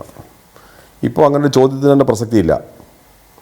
ഇപ്പോൾ ഇവിടെ ബി ജെ പിയുടെ പ്രതിനിധി എന്ന നിലയിൽ അദ്ദേഹം സംസാരിച്ചപ്പോൾ അദ്ദേഹം പ്രധാനപ്പെട്ട 2-3 കാര്യങ്ങൾ പറഞ്ഞത്, മന്ത്രിക്ക് ഈ അഴിമതിയിൽ പങ്കുണ്ട്, സംസ്ഥാന ആഭ്യന്തര വകുപ്പിൻ്റെ നിയന്ത്രണത്തിലുള്ള ഒരു ഏജൻസി അന്വേഷിച്ചാൽ ഒരു വിഷയത്തിൻ്റെ സത്യസന്ധമായ വിവരം പുറത്തു കൊണ്ടുവരാൻ കഴിയില്ല എന്നതാണ് അദ്ദേഹത്തിൻ്റെ ആരോപണം. ഞാൻ അദ്ദേഹത്തോട് ചോദിക്കുന്നത്, അദ്ദേഹം പറയാതെ പറഞ്ഞത് എന്താ? കേരളത്തിലെ ഹൈക്കോടതിയെയും അവർക്ക് ബി ജെ പിക്ക് വിശ്വാസമില്ല എന്നുള്ളതാണ്, അല്ലെ കോൺഗ്രസിന് വിശ്വാസമില്ല എന്നുള്ളതാണ് അവർ പറയുന്നത്. ഇവിടെ ഹൈക്കോടതിയുടെ ഡിവിഷൻ ബെഞ്ചാണ് സ്പെഷ്യൽ ഇൻവെസ്റ്റിഗേഷൻ ടീമിൻ്റെ അന്വേഷണത്തിൻ്റെ വിവരങ്ങൾ പരിശോധിക്കുന്നത്. എല്ലാ 2 ആഴ്ച കൂടുമ്പോഴും അന്വേഷണ പുരോഗതി മുദ്ര വെച്ച കവറിൽ ബഹുമാനപ്പെട്ട ഹൈക്കോടതിയുടെ മുന്നിൽ ഹാജരാക്കുന്നത് സ്പെഷ്യൽ ഇൻവെസ്റ്റിഗേഷൻ ടീമാണ്. നാളിതുവരെ സ്പെഷ്യൽ ഇൻവെസ്റ്റിഗേഷൻ ടീം ഹാജരാക്കിയ ഏതെങ്കിലും രേഖകൾ സംബന്ധിച്ച് ഹൈക്കോടതി ഡിവിഷൻ ബെഞ്ച് ഒരു അസംതൃപ്തി രേഖപ്പെടുത്തിയിട്ടില്ല. അന്വേഷണം ശരിയായ വഴിയിലല്ല നടക്കുന്നതെന്ന് ഹൈക്കോടതി ഒരു ഘട്ടത്തിൽ പോലും പറഞ്ഞിട്ടില്ല. ഒരു അന്വേഷണത്തിന് ചില നടപടിക്രമങ്ങളുണ്ട്. അന്വേഷണത്തിൻ്റെ പ്രധാനമായി ആശ്രയിക്കുന്നത് എന്താണ്? തെളിവുകളെയാണ്. ആ കിട്ടുന്ന ഓരോ 2 ആഴ്ച കൂടുമ്പോഴും കിട്ടുന്ന തെളിവുകളും അത് സംബന്ധിച്ച് ഹൈക്കോടതിയിൽ തരുന്ന റിപ്പോർട്ടുകളും അത് സംബന്ധിച്ച് ചോദ്യം ചെയ്തതിൻ്റെ വിവരങ്ങളും ഉൾപ്പെടെയുള്ള എല്ലാ ഫയലുകളും റിപ്പോർട്ടാക്കി ബഹുമാനപ്പെട്ട ഹൈക്കോടതി മുമ്പിൽ സമർപ്പിക്കുന്നു എന്ന നടപടി ഇന്ന് വരെ തുടരുകയാണ്. ഇപ്പോൾ CBI അന്വേഷണത്തെ പറ്റിയാണ് നിങ്ങൾ ഇപ്പോൾ ഇവിടെ ചർച്ച ചെയ്യുന്ന പ്രധാനപ്പെട്ട പ്രശ്നം. CBI അന്വേഷണത്തെ എല്ലാത്തിനും പരിഹാരമാണെന്നുള്ള പറയുന്നത് ഞങ്ങൾക്കാർക്കുമില്ല. പക്ഷേ ഈ കേസിനകത്ത് ഹൈക്കോടതി തീരുമാനിക്കുന്ന ഏത് അന്വേഷണത്തെയും CPM സ്വാഗതം ചെയ്യുന്നുവെന്നത് മുമ്പ് തന്നെ പ്രഖ്യാപിച്ചാണല്ലോ. പിന്നെ എന്തിനാണ് CPM ഭയക്കുന്നോ എന്ന് ചോദിച്ചത്? ആ ചോദ്യത്തിന് പ്രസക്തിയില്ലല്ലോ. CPMന്റെ വ്യക്തമായ നിലപാട് ശബരിമല സ്വർണ്ണപ്പാളി കേസുമായി ബന്ധപ്പെട്ട സ്വർണ്ണ കവർച്ചയോ അല്ല അതുമായി ബന്ധപ്പെട്ടുണ്ടായിട്ടുള്ള സംഭവങ്ങളോ ഇപ്പോൾ ഞാൻ പറഞ്ഞോട്ടെ.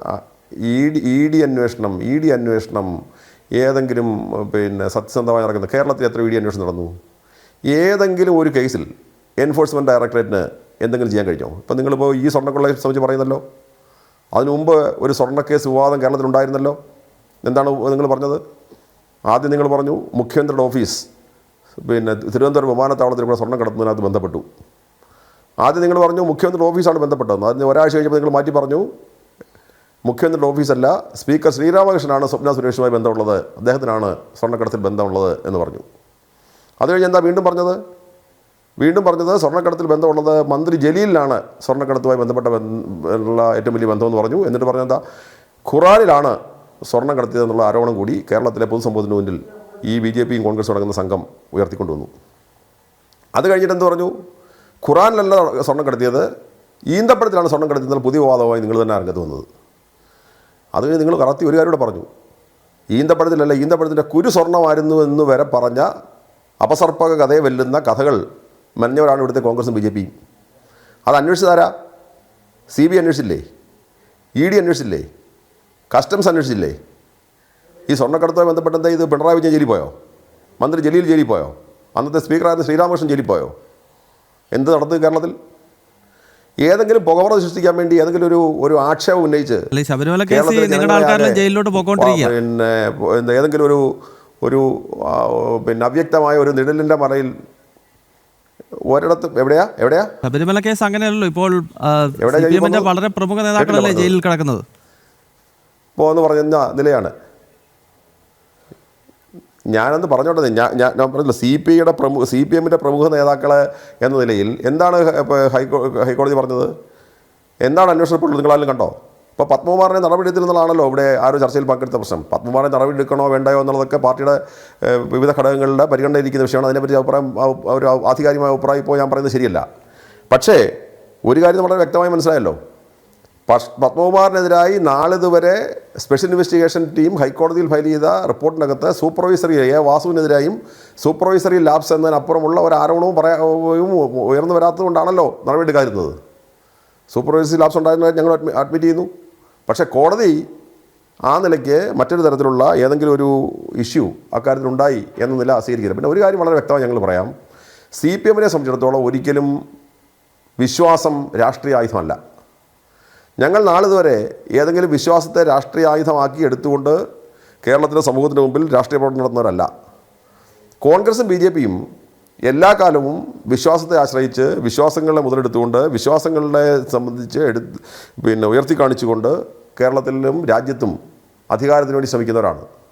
വർഗീയ ധ്രുവീകരണം അതിൻ്റെ പേരിൽ ഉണ്ടാക്കി അധികാരം പിടിക്കാൻ ശ്രമിക്കുന്നവരാണ്. അപ്പോൾ അത്തരത്തിലുള്ള ആക്ഷേപങ്ങൾ പറയുമ്പോൾ നമ്മളൊരു കാര്യം മനസ്സിലാവേണ്ടത്, ഈ CPM-നെ സംബന്ധിച്ചിടത്തോളം ഈ കേസിനകത്തെ ഒരന്വേഷണത്തെയും CPM-ഓ CPM-മായി ബന്ധപ്പെട്ട ആളുകളോ ഭയപ്പെടുന്നില്ല. അത് ഏത് ഏജൻസി അന്വേഷിക്കാൻ ഞങ്ങൾ തയ്യാറാണ്. പക്ഷേ അത് അന്വേഷണത്തിൽ തീരുമാനിക്കേണ്ടത് ബഹുമാനപ്പെട്ട കേരള ഹൈക്കോടതിയാണ്. കേരള ഹൈക്കോടതി ഡിവിഷൻ ബെഞ്ചാണ്. ഇപ്പോൾ ഇവിടെ ഇദ്ദേഹം കുറേ കാര്യങ്ങൾ പറഞ്ഞല്ലോ. BJP-യുടെ സംസ്ഥാന പ്രസിഡന്റ് രാജീവ് ചന്ദ്രശേഖർ കേരള ഹൈക്കോടതി കൊടുത്തൊരു റിട്ട് നിലനിൽക്കുന്നുണ്ട്. ആ റിട്ടിനകത്ത് ആവശ്യപ്പെടുന്നത് കഴിഞ്ഞ 30 വർഷക്കാലത്തെ അവിടുത്തെ കാര്യങ്ങൾ ഓഡിറ്റ് ചെയ്യണമെന്ന് മാത്രമാണ് അദ്ദേഹം ആവശ്യപ്പെടുന്നതാണ് ഞാൻ മനസ്സിലാക്കുന്നത്. ഞാനത് വിശദമായി എനിക്ക് അറിയില്ലെങ്കിലും അദ്ദേഹം പോലും റിട്ട് ഫയൽ ചെയ്തപ്പോൾ CBIയുടെ അന്വേഷണത്തെ സംബന്ധിച്ച് ഒരു ചെറിയ പ്രയർ എവിടെയോ ചേർത്തിട്ടുണ്ടെന്നുള്ളതിനപ്പുറം അദ്ദേഹം ഇൻസിസ്റ്റ് ചെയ്ത് പറയുന്നത് എന്താ, കഴിഞ്ഞ 30 കൊല്ലക്കാലത്തെ കാര്യങ്ങൾ ഹൈക്കോടതിയുടെ മേൽനോട്ടത്തിൽ ഓഡിറ്റ് വിധേയപ്പെടുത്തണം എന്നതിനപ്പുറം ഒരാവശ്യവും ഇപ്പോഴും ഉന്നയിക്കപ്പെട്ടിട്ടില്ല. പിന്നെ ഈ നിങ്ങളിവിടെ പറയുന്നത് പോലെ ഇവിടെ മുമ്പ് BJP-യുടെയും കോൺഗ്രസിൻ്റെ പ്രതികൾ പറയുന്ന പോലെ ഈ ശബരിമല സ്വർണ്ണക്കടത്ത് കേസിന് അന്താരാഷ്ട്ര മാനങ്ങളുണ്ട് എന്ന് ആർക്കെങ്കിലും തോന്നിയാൽ അത് ആദ്യം തോന്നുന്നത് കേരള ഹൈക്കോടതിക്കല്ലേ. അതിൻ്റെ അന്വേഷണത്തിൻ്റെ ഉദ്യോഗസ്ഥൻ ഒരിക്കലും അതിൻ്റെ സുപ്പീരിയർ ഓഫീസറെ അല്ലല്ലോ ഇത് റിപ്പോർട്ട് ചെയ്യുന്നത്, അല്ലെ സംസ്ഥാനത്തിൻ്റെ ആഭ്യന്തരമന്ത്രി അല്ലല്ലോ അന്വേഷണ പുരോഗതി ഈ സംബന്ധിച്ച് റിപ്പോർട്ട് ചെയ്യുന്നത്. അതിൻ്റെ സ്പെഷ്യൽ ഇൻവെസ്റ്റിഗേഷൻ ടീമിൻ്റെ തലവൻ ഈ കാര്യങ്ങളുടെ അന്വേഷണ പുരോഗതി റിപ്പോർട്ട് ചെയ്യുന്നത് സംസ്ഥാനത്തിൻ്റെ ഹൈക്കോടതിയുടെ ഡിവിഷൻ ബെഞ്ചിനെയാണ്. അപ്പോൾ ആ അന്വേഷണത്തിൻ്റെ ഭാഗമായി അത് പരിശോധിക്കുമ്പോൾ ഹൈക്കോടതിക്ക് തോന്നുകയാണ് CBIയുടെ അന്വേഷണമാണ് ഉചിതം എന്ന് തോന്നിയാൽ ഹൈക്കോടതിക്ക് CBI അന്വേഷണം ഓർഡർ ചെയ്യാം. ഞങ്ങളാരും അതിനെ എതിർക്കാൻ പോകുന്നില്ല. ഇനി അതല്ല, ഇതിനകത്തെ സാമ്പത്തിക ഇടപാട് നടത്തിയിട്ടുള്ളത് ED അന്വേഷിക്കുന്നതാണ് ശരിയെങ്കിൽ അത് അങ്ങനെ തന്നെ ചെയ്യണം എന്ന് കേരള ഹൈക്കോടതിക്ക് തീരുമാനിക്കാം. ഇത് ഒന്നുമല്ലാതെ വേറെ ഏതെങ്കിലും ഔട്ട്സൈഡ് ഏജൻസി വേറെ അന്വേഷിക്കേണ്ടി വരും. ക്രൈംബ്രാഞ്ച് അന്വേഷിക്കണം എങ്കിൽ അതന്വേഷിക്കട്ടെ. അപ്പോൾ എന്താണോ ഈ കേസ്, നമ്മൾക്ക് ഇതിനകത്ത് വളരെ ഓവർ ആങ്സൈറ്റി, അതുകൊണ്ട് അമിത ഉത്കണ്ഠയുടെ ഒന്നും ആവശ്യം ഇക്കാര്യത്തിൽ ഉണ്ട് എന്നുള്ള തോന്നൽ എനിക്കില്ല.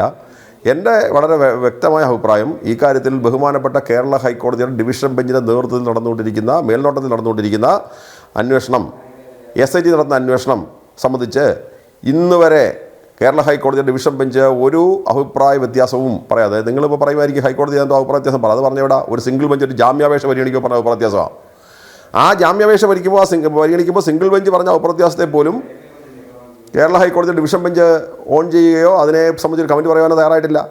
അതിൻ്റെ അർത്ഥം എന്താ, ഇതുവരെയുള്ള എല്ലാ അന്വേഷണത്തിനും കേരളത്തിൻ്റെ ഹൈക്കോടതിയുടെ Devaswom bench division bench Raja Vijayaraghavan head ചെയ്യുന്ന ഡിവിഷൻ ബെഞ്ചിന് ജസ്റ്റിസ് വിജയകുമാറോടുള്ള ഡിവിഷൻ ബെഞ്ചിന് ഇതുവരെ നടത്തിയിട്ടുള്ള എല്ലാ അന്വേഷണത്തിലും പൂർണ്ണമായ സംതൃപ്തി ഉണ്ട് എന്ന് തന്നെയാണ് അതിൽ നിന്ന് മനസ്സിലാവുന്നത്. വ്യത്യസ്തമായ സംബന്ധിച്ചിടത്തോളം ഏത് ഏജൻസിയുടെയും അന്വേഷണം സ്വാഗതം ചെയ്യുന്നു എന്നാണ് അദ്ദേഹം വ്യക്തമാക്കുന്നത്. CR രാധാകൃഷ്ണൻ, ഇവിടെ CPM-ന്റെ പ്രതിനിധി അല്പസമയം മുൻപ് പറയുന്നത് അങ്ങ് ശ്രദ്ധിച്ചു കാണുമല്ലോ. അതായത് ഈ കേസിൽ ഹൈക്കോടതിയുടെ ഭാഗത്ത് നിന്നും കാര്യമായ വിമർശനങ്ങൾ ഉണ്ടായിട്ടില്ല എന്ന് അദ്ദേഹം ചൂണ്ടിക്കാണിക്കുകയാണ്. അങ്ങ് ഈ കേസ് ആദ്യഘട്ടം മുതൽ കൃത്യമായി നിരീക്ഷിക്കുന്ന ഒരു വ്യക്തി എന്ന നിലയിൽ അങ്ങനെ ഒരു വിലയിരുത്തൽ താങ്കൾക്കുണ്ടോ? ഒരിക്കലുമില്ല. കോടതി പല തവണ കേരള ഹൈക്കോടതി തിരുവിതാംകൂർ ദേവസ്വം ബോർഡിൻ്റെ പ്രവർത്തനങ്ങളെ, അതുപോലെ കൊച്ചി ദേവസ്വം ബോർഡിൻ്റെ പ്രവർത്തനങ്ങളെ, ചോറ്റാനിക്കര ക്ഷേത്രത്തിലെ ഗോളകയുടെ കാര്യമൊന്നും നമ്മൾ മറന്നു പോകരുത്. ഇതിനൊക്കെ വിമർശിച്ചുകൊണ്ട് കേരള ഹൈക്കോടതി നിശിതമായി വിമർശിച്ചുകൊണ്ട് നിരവധി ഉത്തരവുകൾ പുറപ്പെടുവിച്ചിട്ടുണ്ട്. ഇപ്പോൾ തന്നെ നമുക്കറിയാം, നമ്മുടെ വയനാട്ടിലെ തിരുനെല്ലി തൃശ്ശിലേരി ദേവസ്വങ്ങളുടെ ഒരു ജഡ്ജ്മെൻറ്റ് ബഹുമാനപ്പെട്ട സുപ്രീം കോടതി ഒരു ജഡ്ജ്മെൻ്റ് ഉണ്ടായി. വളരെ ക്ലിയറാണ്, ദേവധനം ഒരാൾക്കും എടുക്കാനുള്ളതല്ല, അത് ഏത് ബാങ്കാണെങ്കിലും ഉടൻ തിരിച്ചു കൊടുക്കണം. വളരെ വ്യക്തമാണ് ആ ഉത്തരവ്. ആ ഉത്തരവ് പിൻപറ്റിക്കൊണ്ട് വേണം ഈ കേരളത്തിലെ തിരുവിതാംകൂർ, കൊച്ചി, മലബാർ തുടങ്ങിയ ഹിന്ദു ധർമ്മസ്ഥാപനങ്ങളുടെ കഴിഞ്ഞ കാലത്തെ ഭരണത്തെപ്പറ്റി സുതാര്യമായി വിലയിരുത്തണം. അപ്പോൾ ഇതിൻ്റെ അടിസ്ഥാന നിയമങ്ങളിൽ സംസ്ഥാന സർക്കാരുകൾക്ക് വളരെ പരിമിതമായ അധികാരങ്ങളാണുള്ളത്. വളരെ പരിമിതമായ നേർത്ത ഇടപെടാനുള്ള അവകാശം മാത്രമേ ഉള്ളൂ. പക്ഷേ സംഭവിക്കുന്നത് എന്താണ്? നമ്മൾ 2018 ബഹുമാനപ്പെട്ട സുപ്രീം കോടതി ശബരിമല സംബന്ധിച്ച്, യുവതീ പ്രവേശനം സംബന്ധിച്ച് ഒരു വിധിന്യായം പുറപ്പെടുവിച്ചു. അത് ഈ ശബരിമല അമ്പലം 76 വർഷമായി, ഇപ്പോൾ 76 വർഷമായി തിരുവിതാംകൂർ ദേവസ്വം ബോർഡ് ഭരിച്ചുകൊണ്ടിരിക്കുന്ന അമ്പലമാണ്. ഈ തിരുവിതാംകൂർ ദേവസ്വം ബോർഡ് ഭരിക്കുന്ന അമ്പലം അവിടെ 1954 മുതൽ സ്ത്രീ പ്രവേശനം വിലക്കി ഉത്തരവുള്ളതാണ്. ആ ഉത്തരവിറക്കിയത് തിരുവിതാംകൂർ ദേവസ്വം ബോർഡ് അധികാരികളാണ്. ഇപ്പോഴും നിലവിലുണ്ട്. ആ ജിയോ നമുക്ക് എപ്പോഴും ലഭ്യമാണ്.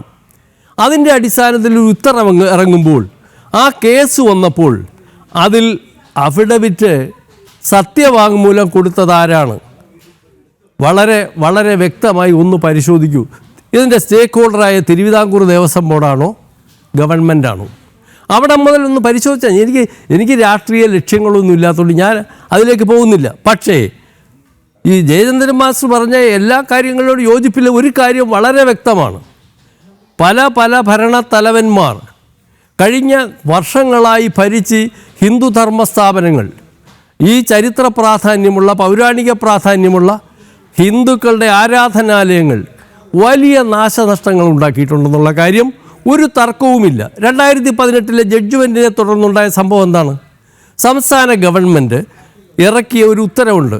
1965 പ്രൈവറ്റ് ടെമ്പിൾ വർഷിപ്പ് ആക്ട്. ആ ആക്ടിലെ 2B അത് ഈ അൾട്രാ വൈറസ് എന്നാണ് മാത്രമാണ് കോടതി പറഞ്ഞത്. അവിടെ ആരെയും കയറ്റാനും പറഞ്ഞില്ല, ഇറക്കാനും പറഞ്ഞില്ല. ബട്ട് എന്താണ് കേരളത്തിൽ ആകമാനം സംഭവിച്ചതെന്ന് നമ്മുടെ രാജ്യത്തെ മുഴുവൻ ജനങ്ങൾക്കും പൗരന്മാർക്കും അറിയാം. എന്ത് സംഭവിച്ചാലും ശരി, അത് പോട്ടെ. അത് കഴിഞ്ഞ് അതിനൊരു പുനരവലോകന ഹർജികൾ വന്നു. ഹർജികൾ വന്നപ്പോൾ എന്താണ് സംഭവിച്ചത്? 35ഓളം ഹർജികൾ വന്നു. സംസ്ഥാന ഗവൺമെൻറ് ഈ പുനരവലോകന ഹർജിയെ എതിർത്തു. ശരി, ന്യായമാണ്, എനിക്കൊരു തർക്കവുമില്ല. പക്ഷേ തിരുവിതാംകൂർ ദേവസ്വം ബോർഡിലെ പാവപ്പെട്ട ഹിന്ദു ഭക്തന്മാർ തലയ്ക്കുഴിഞ്ഞിരുന്ന കാശെടുത്ത് 3,60,00,000 രൂപ വക്കീലിനും ബാക്കി യാത്ര ചെലവുകളെല്ലാം 5 കോടിയോളം രൂപ മുടക്കിയിട്ടുണ്ടെങ്കിൽ അത് തെറ്റല്ലേ? ദേവസ്വം ബോർഡിലെ അധികാരികൾക്ക് അവർ നിശ്ചയിച്ച ഒരു ഉത്തരവ്, അവർ 1950 പുറപ്പെടുവിച്ച ഒരു ഉത്തരവ്, സ്ത്രീ പ്രവേശനം 10-നും 50-നും ഇടയ്ക്കുള്ള സ്ത്രീകൾ ശബരിമലയ്ക്ക് പോകുന്നത് വിലക്കിക്കൊണ്ടുള്ള ഉത്തരവ് അവരുടെ ഉത്തരവാണ്. ആ ഉത്തരവ് മറികടന്ന് കോടതി വന്നപ്പോൾ അതിനെ ന്യായീകരിക്കാനല്ല അവർ പോയത്. അവരിത് പുനഃപരിശോധിക്കരുത്, സ്ത്രീ പ്രവേശന ഉത്തരവ് അതുപോലെ ക്രമപ്പെടുത്തണം ആവശ്യപ്പെട്ടാണ്. ഇതാണ് ഞാൻ പറഞ്ഞത്. ഈ 5 കോടി രൂപ ചെലവാക്കാൻ ഇവരെ ആരധികാരപ്പെടുത്തി? ഇവരെ ചെലവാക്കിയത് ന്യായമാണോ? ഇപ്പോൾ തന്നെ നമുക്കറിയാം, ഇവിടെ അയ്യപ്പ സംഗമം നടത്തി, അവിടെ ഒരു കേസ് വന്നു. അഫിഡവിറ്റ് കൊടുത്തത് എന്താ? ദേവസ്വം ബോർഡിൻ്റെ ഒരു പണവും എടുക്കത്തില്ല. 3ൻ്റെ അന്ന് 4 കോടി രൂപ കൊടുത്തു. കോടതി ഉത്തരവിറക്കി കൊടുക്കരുതെന്ന്. അതുപോലെ ഓരോ കാര്യം 2023 അവസാനമായി കോടതി പറഞ്ഞു, ഇനി മേലിൽ ദേവസ്വത്തിലെ ഇതുപോലുള്ള വിലപിടിച്ച ഉരുപ്പടികളുടെ അറ്റകുറ്റപ്പണികൾ ക്ഷേത്രത്തിന് പുറത്തേക്ക് കൊണ്ടുപോയിക്കൂടാ. ഇവിടെ 1955 സ്റ്റാറ്റ്യൂട്ടുള്ളതാണ്. അതുപോട്ടെ, അതിന് എതിരായി പ്രവർത്തിച്ചുകൊണ്ട് കോടതി 2023 വ്യക്തമായി തിരുവിതാംകൂർ ദേവസ്വം ബോർഡ് ഒരു നിർദ്ദേശം കൊടുത്തു, മേലിൽ നിങ്ങൾ ഇമാതിരി പണികൾ ചെയ്യരുത്. ആ ഉത്തരവ് നിലവിലുള്ളപ്പോൾ 2024 എന്താണ് ചെയ്തത്? അതിനെ ലംഘിച്ചു. അപ്പോൾ അതുകൊണ്ട് കോടതികളുടെ ഉത്തരവിനൊന്നും വാസ്തവത്തിൽ അതിന് കടലാസ് വില പോലും ഇവർ പലപ്പോഴും കൊടുക്കാറില്ല. അല്ലെങ്കിൽ ഇപ്പോൾ അവസാനം ഇപ്പോൾ ചോദിച്ചപ്പോൾ എന്താ പറഞ്ഞു? ആ ഉത്തരവ് ഞങ്ങൾക്ക് കിട്ടിയിട്ടില്ല. തിരുവിതാംകൂർ ദേവസ്വം ബോർഡിൻ്റെ 4 വക്കീലന്മാർ കേരള ഹൈക്കോടതിയിൽ പ്രവർത്തിക്കുന്നുണ്ട്. തിരുവിതാംകൂർ ദേവസ്വം ബോർഡിൽ ഒരു ജില്ലാ ജഡ്ജി ലാ ഓഫീസറായി പ്രവർത്തിക്കുന്നുണ്ട്. 4 ലാ ഗ്രാജുവേറ്റ് ലീഗൽ അസിസ്റ്റൻറ്റുമാർ, ഒരു 10 ഉദ്യോഗസ്ഥന്മാർ അടിസ്ഥാന നിയമപരിജ്ഞാനമുള്ളവർ അവിടെ പ്രവർത്തിക്കുമ്പോഴാണ് ഇതൊക്കെ സംഭവിക്കുന്നത്. അപ്പോൾ ഇതാണ് ജയചന്ദ്രൻ മാസ്റ്റർ പറഞ്ഞ കാര്യം ഞാൻ അടിവരയിട്ട് പറയുന്നത്.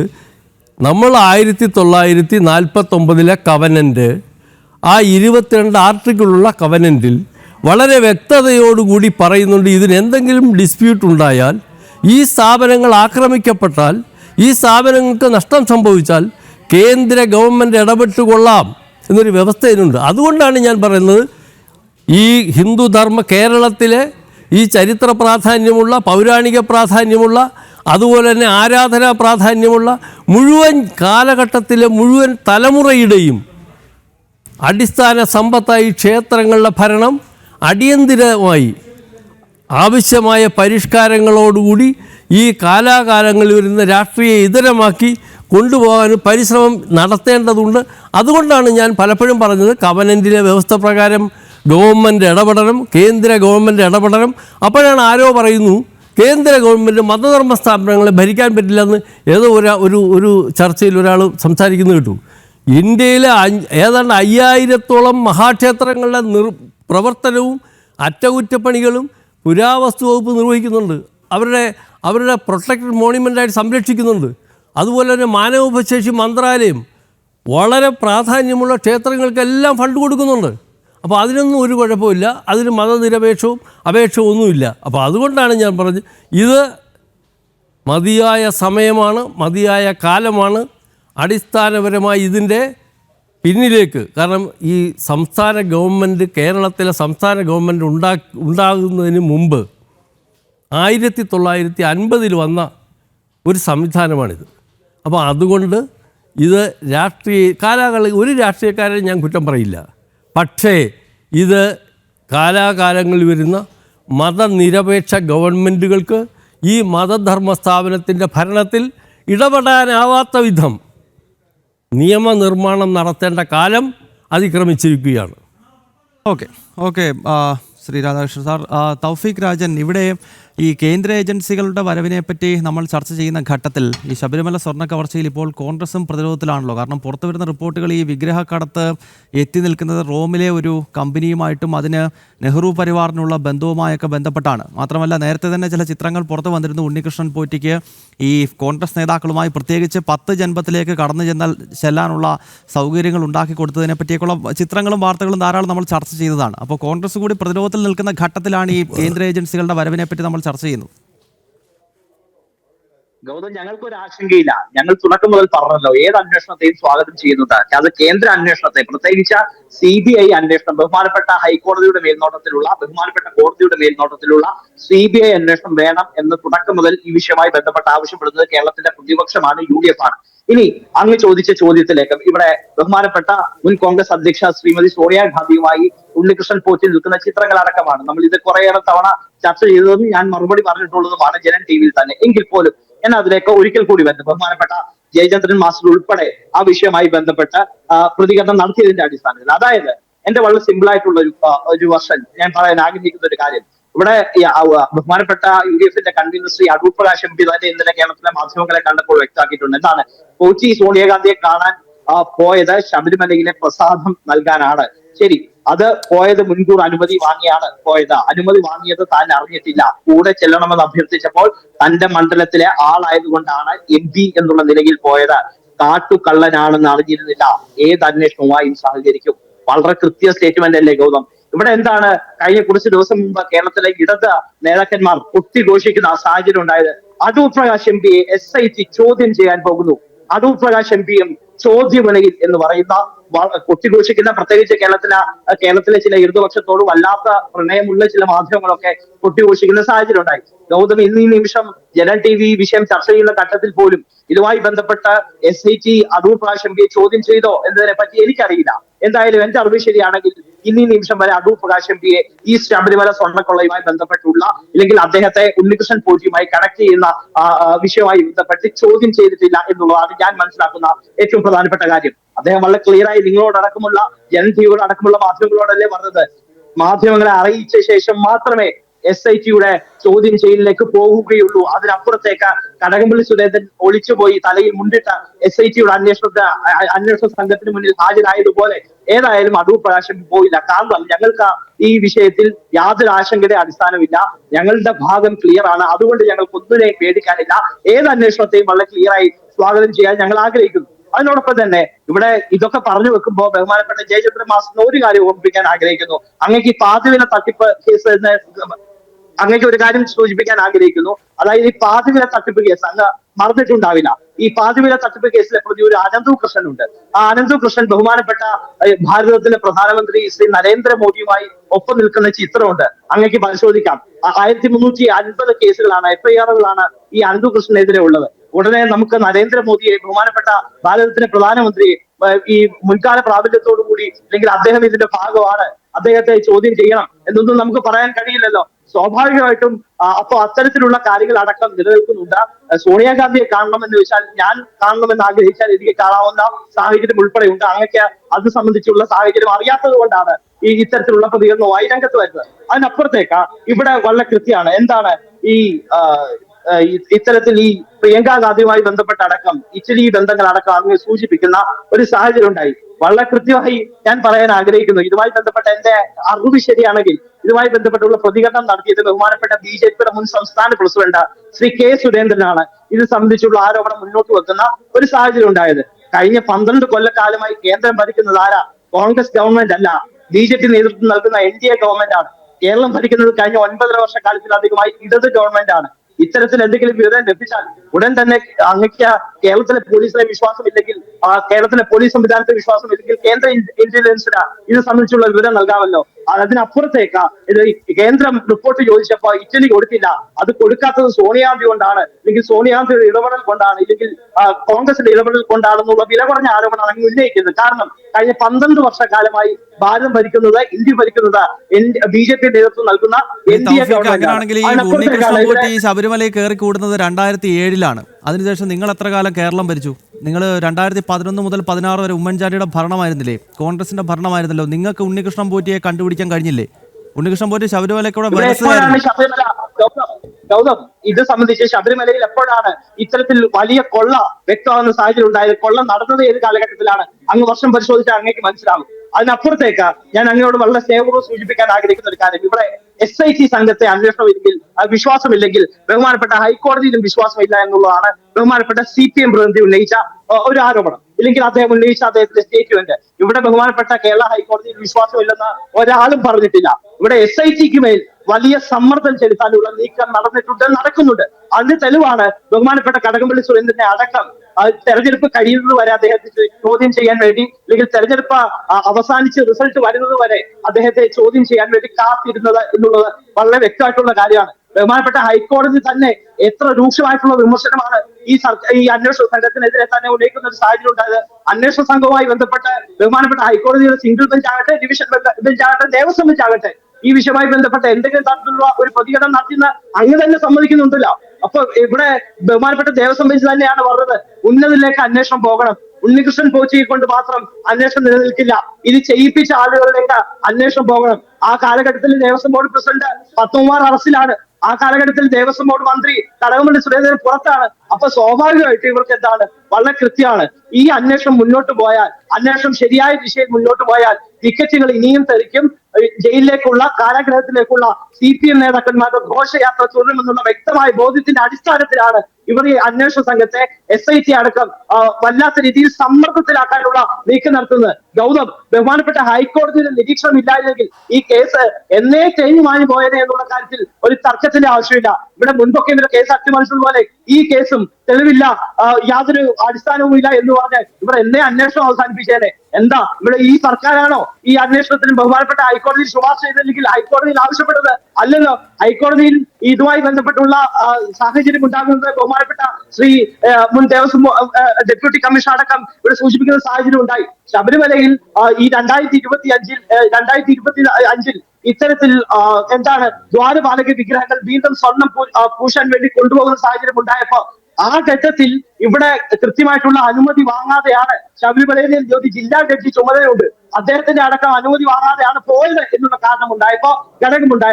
ദേവസ്വം മാനുവൽ ഉണ്ട്. ആ ദേവസ്വം മാനുവൽ പൂർണ്ണമായി ലംഘിച്ചു എന്നുള്ള സാഹചര്യം ഉണ്ടായപ്പോ അദ്ദേഹമാണ് ഇത്തരത്തിൽ ബഹുമാനപ്പെട്ട ഹൈക്കോടതിയിൽ ഈ വിഷയം അറിയിച്ച തുടർന്ന് ശ്രീ TP ജയചന്ദ്രൻ മാസ്റ്റർ, ഇവിടെ CPM പ്രതിനിധി ആരോപിക്കുന്നത് ഈ കേന്ദ്ര ഏജൻസികൾ വരുന്നത് കൊണ്ട് വലിയ കാര്യമില്ല എന്നുള്ളതാണ്. മുൻപ് മുഖ്യമന്ത്രിയുടെ ഓഫീസുമായി ബന്ധപ്പെട്ടുള്ള സ്വർണ്ണക്കടത്ത് കേസൊക്കെ ചൂണ്ടിക്കാണിച്ചുകൊണ്ടാണ് ഈ രീതിയിലുള്ള പരാമർശം. അങ്ങേക്ക് മറുപടി നൽകാം.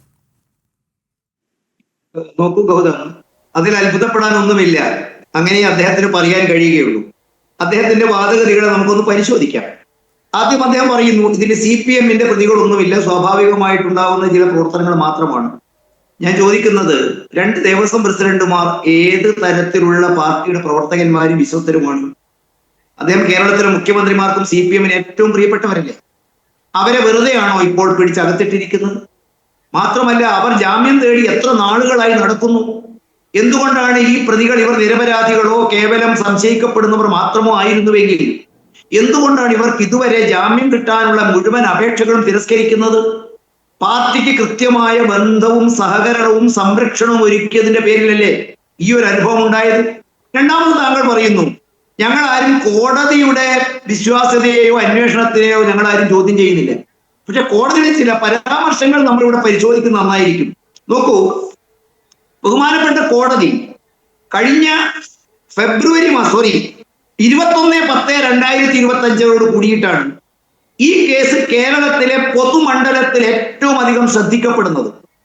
അതിന് പ്രധാനപ്പെട്ട കാരണം അന്ന് കോടതി SITയോട് ചോദിക്കുന്നു, ഇത് സുവമോട്ടോ ആണ്, SIT നിശ്ചയിച്ചത് കോടതിയാണ്, കോടതി അന്വേഷണത്തിൽ താല്പര്യം കാണിച്ചില്ലായിരുന്നെങ്കിൽ എന്നോ ഈ കേസ് തേഞ്ഞു മാഞ്ഞു പോകുമായിരുന്നുള്ള പച്ച പരമാർത്ഥമാണ്. അന്ന് കോടതി ചോദിച്ചത് എന്താണ്? എന്തുകൊണ്ടാണ് ഇതിന്റെ ഗൂഢാലോചന നിങ്ങൾ അന്വേഷിക്കാത്തത്? എന്തുകൊണ്ടാണ് SITയോട് ചോദിക്കുന്നു, എന്തുകൊണ്ടാണ് നിങ്ങൾ ദേവസ്വം ബോർഡിലെ ചില അംഗങ്ങളെ മാത്രം, ചില ഉദ്യോഗസ്ഥരെ മാത്രം പ്രതികളാക്കി മാറ്റുന്നത്? മാത്രമല്ല കോടതി ഒരു കാര്യവും കൂടെ പറഞ്ഞു. കോടതി സർക്കാർ വക്കീലിനെയും ദേവസ്വം വക്കീലിനെയും കോടതി മുറിയിൽ നിന്നും പുറത്താക്കിയാണ് അതിനുശേഷം വാദം തുടരാൻ അനുവദിച്ചത്. ഞാൻ അടിവരയിട്ട് പറയുന്നു വക്കീലിനോട്, സർ, സർക്കാർ അഭിഭാഷകനെയും ദേവസ്വം അഭിഭാഷകനെയും ഈ കേസിന്റെ നാൾവഴികളും നടപടികൾ മുറിയിൽ നിന്നും മാറ്റി നിർത്താൻ എന്തായിരിക്കാം ബഹുമാനപ്പെട്ട കോടതിയെ പ്രേരിപ്പിച്ച വികാരം? തീർന്നില്ല. കോടതി ഒന്നുകൂടി പറഞ്ഞു, ഈ കേസ് അന്വേഷണത്തിന്റെ ഒരു വിവരവും പുറത്തു പോകാനോ നിങ്ങളുടെ മേലുദ്യോഗസ്ഥന്മാർക്ക് കൈമാറാനോ പാടില്ല. അത്ര കുറ്റമറ്റ അന്വേഷണമാണ് ഇവർ നടത്തിയതെങ്കിൽ ബഹുമാനപ്പെട്ട കോടതി ഇത്തരം ഒരു പരാമർശം 21/10/2025 ഒന്നുകൂടി പറഞ്ഞു.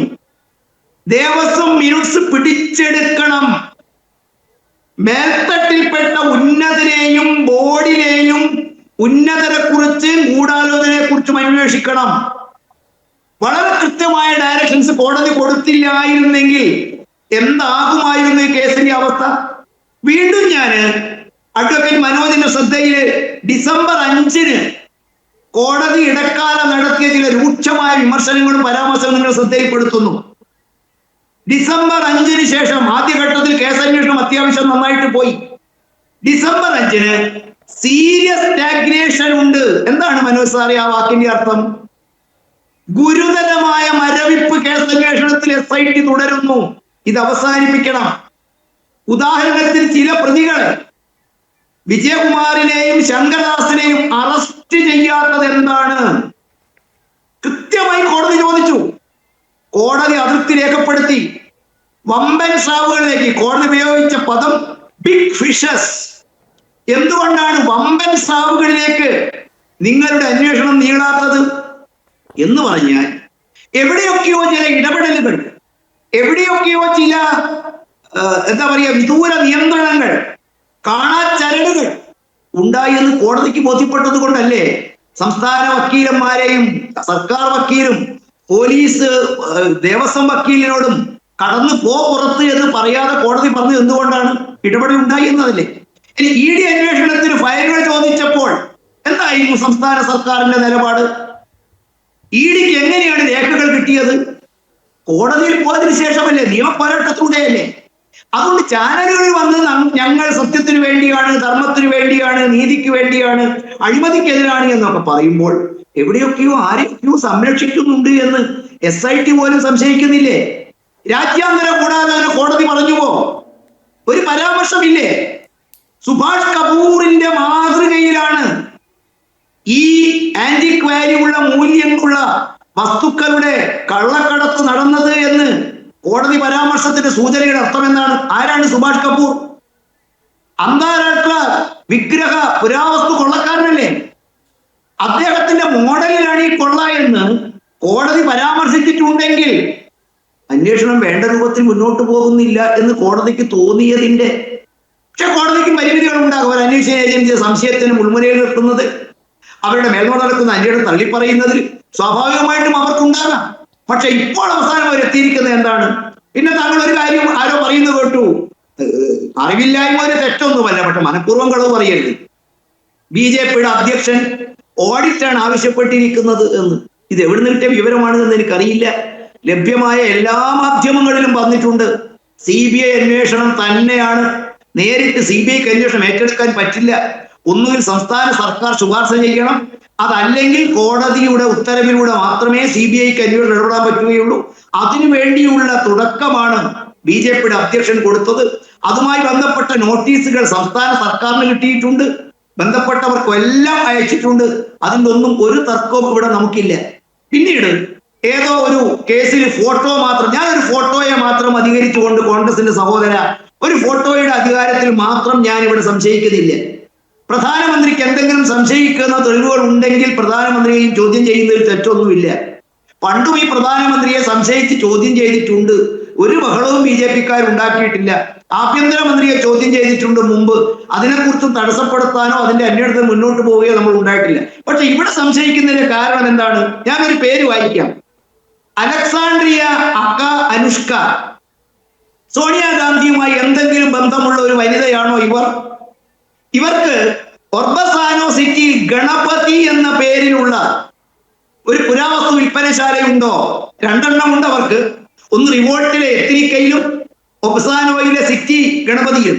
1993-ലും 2003-ലും ഇന്ത്യൻ ഏജൻസികൾ ഇവരെ കുറിച്ചുള്ള അന്വേഷണത്തിന് തുടക്കം കുറിച്ചപ്പോൾ അവരിൽ നിന്നും ആവശ്യപ്പെട്ട രേഖകൾ ഇറ്റാലിയൻ എംബസിയോട് ചോദിച്ചപ്പോൾ ഇറ്റാലിയൻ എംബസി ഇന്നേ വരെ ഇന്ത്യക്ക് വിവരങ്ങൾ കൈമാറാത്തതിന്റെ പുറകിൽ ആരെങ്കിലും ഉണ്ട് എന്ന് സംശയിച്ചു പോയാൽ കുറ്റപ്പെടുത്താൻ സാധിക്കുമോ? ഇല്ലെങ്കിൽ എന്തുകൊണ്ടായിരിക്കാം ഇറ്റാലിയൻ എംബസി ഭാരതത്തിലെ കോടതിയും സർക്കാരും ചോദിച്ച രേഖകൾ കൈമാറാത്തത്? കോടതി പരാമർശിച്ച സുഭാഷ് കപൂർ 1300 കോടി മുതൽ 1500 കോടി രൂപ വരെയുള്ള തമിഴ്നാട്ടിലെയും കേരളത്തിലെയും ക്ഷേത്രങ്ങളിലെ ആന്റിക് വാല്യൂ ഉള്ള മൂല്യമുള്ള വിഗ്രഹങ്ങൾ കൊള്ള ചെയ്തതിൽ പിടിക്കപ്പെട്ടപ്പോൾ, ആ കേസ് നടന്നപ്പോൾ ഇവർക്കെതിരായ വീണ്ടും എന്തിനാണ് അന്വേഷണത്തിന് മുൻമുനയിലേക്ക് ഇവരെത്തിയത്? അപ്പോഴും ഇത് സ്ഥാപനം എന്തുകൊണ്ടാണ് തർക്കത്തിൽ വരുന്നത്? നിങ്ങൾ ഈ പറഞ്ഞതെല്ലാം ഞാൻ വിശ്വസിച്ചു. സോണിയാഗാന്ധിയുടെ ഫോട്ടോയിൽ കണ്ടത് തെറ്റല്ല, അവരെ കൊണ്ടുപോയത് തെറ്റല്ല. പക്ഷേ ഞാൻ ചോദിക്കുന്നത്, അവിടുത്തെ പ്രസാദം കൊടുക്കാൻ ഈ രാധാകൃഷ്ണൻ പോറ്റിക്ക് എന്ത് ആധികാരികതയാണുള്ളത്?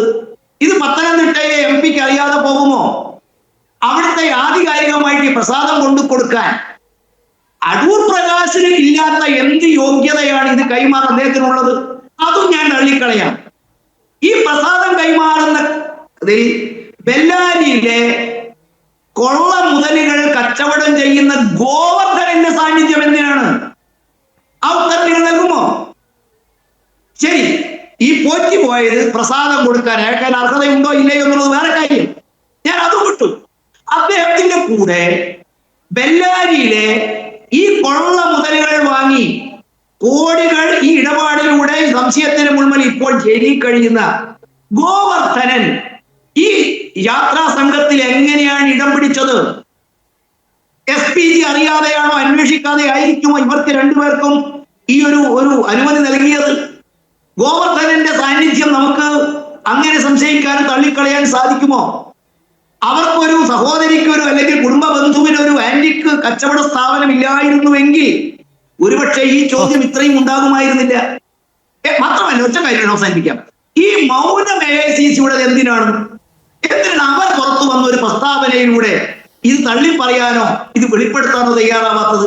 ആ സാഹചര്യത്തിലാണ് SITയുടെ പരിമിതികളും കേന്ദ്ര ഏജൻസിയുടെ വരവും രാജ്യാന്തര ബന്ധവും ഇതിനകത്തുനിന്ന് ഗൂഢാലോചനയും കേരളത്തിലെ ദേവസ്വത്തിന്റെ മൊത്തം കൊള്ളയും ഇവർക്ക് മുമ്പിൽ വരേണ്ടത് അനിവാര്യമാക്കുന്നത്. ഗൗതം, ശ്രീ എസ് മാജു, അങ്ങേക്ക് മറുപടി നൽകാം. കാരണം ഈ ആദ്യഘട്ടത്തിൽ അങ്ങ് ഈ കേന്ദ്ര ഏജൻസികളുടെ അന്വേഷണത്തെ സ്വാഗതം ഉണ്ടായിരുന്നുവെങ്കിലും ED ഉൾപ്പെടെയുള്ള ഏജൻസികളെ വിമർശിക്കുന്നുണ്ടായിരുന്നു. പക്ഷേ SITയുടെ അന്വേഷണത്തിൽ ഉണ്ടാകുന്ന വിമർശനത്തിന് കൂടി അങ്ങ് മറുപടി നൽകണം. കാരണം ഇത്രയും പ്രധാനപ്പെട്ട ഒരു കേസിൽ ഇതുവരെ കുറ്റപത്രം സമർപ്പിച്ചിട്ടില്ല. മാത്രമല്ല, ഉണ്ണികൃഷ്ണൻ പോറ്റിയുടെയും മറ്റും ഫോൺ കോളുകൾ പരിശോധിക്കുന്നത് സംബന്ധിച്ചുള്ള വലിയ വീഴ്ച SITയുടെ ഭാഗത്ത് നിന്നുണ്ടായിരിക്കുന്നു. ഹൈക്കോടതിയാകട്ടെ ഈ വലിയ മീനുകളിലേക്ക് അന്വേഷണം എത്തുന്നില്ല എന്ന വിമർശനം SITക്ക് നേരെ ഉയർത്തിയിട്ടുണ്ട്. അപ്പോൾ ഇത്തരം വിഷയങ്ങൾ CPM-ന്റെ നിലപാടും അങ്ങയുടെ മറുപടി? ഒന്ന്, ആ വിമർശനത്തിന് യാതൊരു അടിസ്ഥാനമില്ല. കാരണം SITയുടെ അന്വേഷണത്തിൽ ഏതൊക്കെ കാര്യങ്ങൾ ചെയ്യണമെന്ന് തീരുമാനിക്കുന്നത് സർക്കാരോ അല്ലെങ്കിൽ സർക്കാരുമായി ബന്ധപ്പെട്ട ഏജൻസികളോ അല്ല, അത് ബഹുമാനപ്പെട്ട കേരള ഹൈക്കോടതിയാണ്. ഹൈക്കോടതിയുടെ പൂർണ്ണമായ നിയന്ത്രണത്തിലും മേൽനോട്ടത്തിലുമാണ് അന്വേഷണം നടക്കുന്നത്.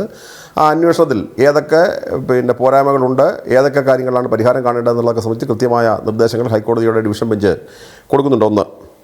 രണ്ട്, നേരത്തെ ചർച്ച ചെയ്തപ്പോൾ ഇവിടെ തൗഫീഖ്, എൻ്റെ പ്രിയപ്പെട്ട സുഹൃത്താണ്, എൻ്റെ സഹോദരനാണ്. തൗഫീഖ് പറഞ്ഞൊരു കാര്യം, CBI അന്വേഷണം വേണം എന്നാണ് നിലപാട്. നല്ല കാര്യമാണ്. തൗഫീഖിന് അങ്ങനെ അഭിപ്രായമുള്ളത് വളരെ നല്ലതാണ്. പക്ഷേ തൗഫീഖ് കുറച്ച് മുമ്പേ ചർച്ചയിൽ പറഞ്ഞത് VD സതീശനെതിരായിട്ട് CBI അന്വേഷണം പാടില്ല, ശബരിമല കേസിൽ CBI അന്വേഷണം വേണം. രണ്ടിൽ നടക്കട്ടെ, ഞങ്ങൾക്ക് വ്യത്യസ്ത അഭിപ്രായം പാടില്ല. ഒരു കാര്യത്തിൽ ഒരു പന്തിയിൽ രണ്ട് വിളവ് പാടില്ലല്ലോ. പിന്നെ അടൂർ പ്രകാശിനെ സംബന്ധിച്ച് തൗഫീഖിനുള്ള ആശങ്കയെ സംബന്ധിച്ച് ഞാനൊന്ന് പറഞ്ഞോട്ടെ തൗഫീഖേ. ഒന്ന്, ഈ അടൂർ പ്രകാശിനെ സംബന്ധിച്ച് ഞാൻ ഒരു 10 ദിവസം മുമ്പ് ഫേസ്ബുക്കിലൊരു പേജിലൊരു ഫേസ്ബുക്ക് പോസ്റ്റ് ഇട്ടിരുന്നു, എൻ്റെ FBയിൽ. ഞാനത് സ്പെസിഫിക്കായി പറഞ്ഞിരിക്കുന്ന കാര്യമുണ്ട്. എനിക്ക് വിവരം തന്നത് അടൂരിലെ കോൺഗ്രസിൻ്റെ പ്രവർത്തകരാണ്. അവർ പറഞ്ഞെന്താ, 2016 ശ്രീമാൻ അടൂർ പ്രകാശിൻ്റെ മകൻ്റെ വിവാഹം തിരുവനന്തപുരം വെച്ച് നടന്നു. ആ വിവാഹ ചടങ്ങിൽ ഡി മണി പങ്കെടുത്തു. എന്തിനാ തൗഫീഖ് ബഹളം ഉണ്ടാക്കുന്നത്? ഞാൻ പറയട്ടെ, ഡി മണി പങ്കെടുത്തു.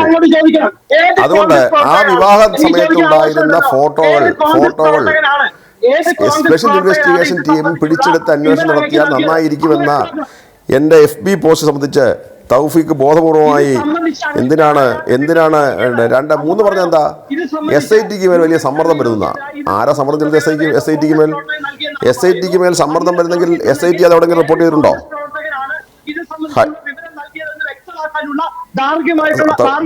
തൗഫീഖ് ബഹളം ഉണ്ടാക്കിയിട്ട്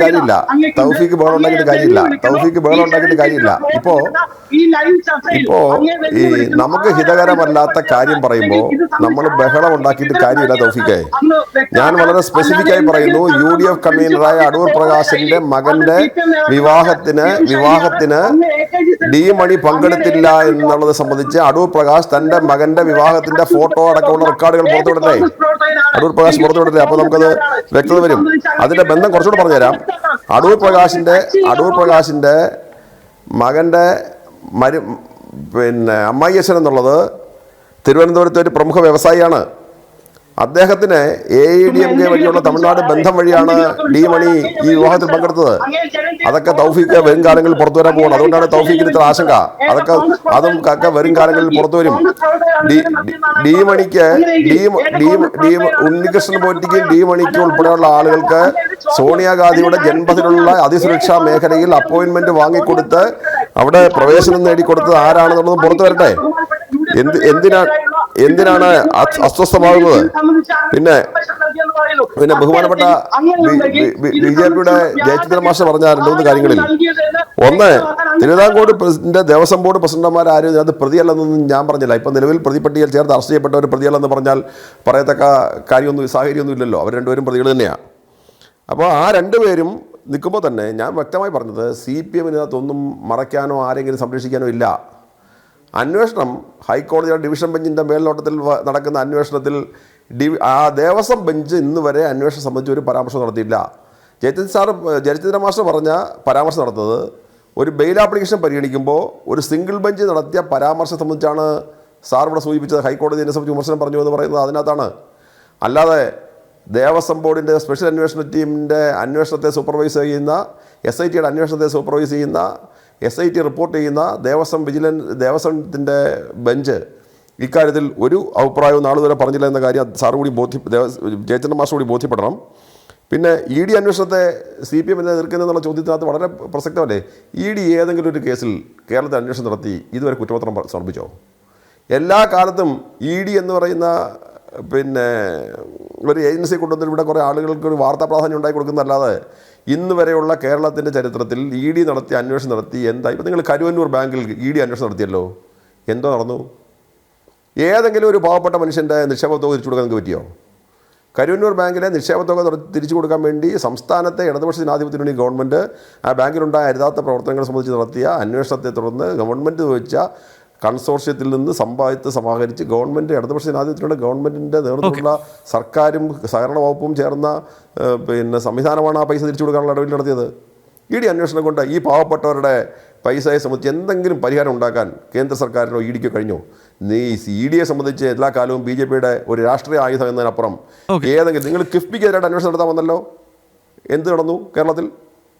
ലൈഫ് പദ്ധതിയിൽ പഴയ നിലപാടാണിത്. ആ നിലപാട് CPM ആവർത്തിക്കുകയാണ്. എന്തായാലും നാളെ ശ്രീ മനോജ് സമയപരിമിതി മൂലം ഇടപെടുകയാണ്. സമയം 9 മണിയാകുന്നു. എന്തായാലും നാളെ ഈ വളരെ സുപ്രധാനമായിട്ടുള്ള ഇടക്കാല റിപ്പോർട്ട് ഹൈക്കോടതിയിൽ SIT വീണ്ടും സമർപ്പിക്കാൻ പോകുന്നു. ഈ ഘട്ടത്തിൽ കേന്ദ്ര ഏജൻസിയായ CBI ശബരിമല സ്വർണ്ണ കവർച്ച അന്വേഷിക്കണം എന്ന ആവശ്യം വളരെയധികം ശക്തമാകുന്ന ഘട്ടത്തിലാണ് നാളെ ഹൈക്കോടതി വീണ്ടും ഈ കേസ് പരിഗണിക്കാൻ പോകുന്നത്. ഈ പശ്ചാത്തലത്തിലാണ് ഇന്നത്തെ സൺഡേ ഡിബേറ്റ് വളരെ പ്രസക്തമായ ഈ വിഷയം ചർച്ച ചെയ്തത്. എനിക്കൊപ്പം അതിഥികളായെത്തിയ CR രാധാകൃഷ്ണൻ, ഒപ്പം Thoufeeq Rajan, TP Jayachandra master, S Manoj, ഒപ്പം പ്രിയപ്പെട്ട പ്രേക്ഷകർക്കും നന്ദി. ഡിബേറ്റ് ഇവിടെ അവസാനിക്കുന്നു. നമസ്തേ.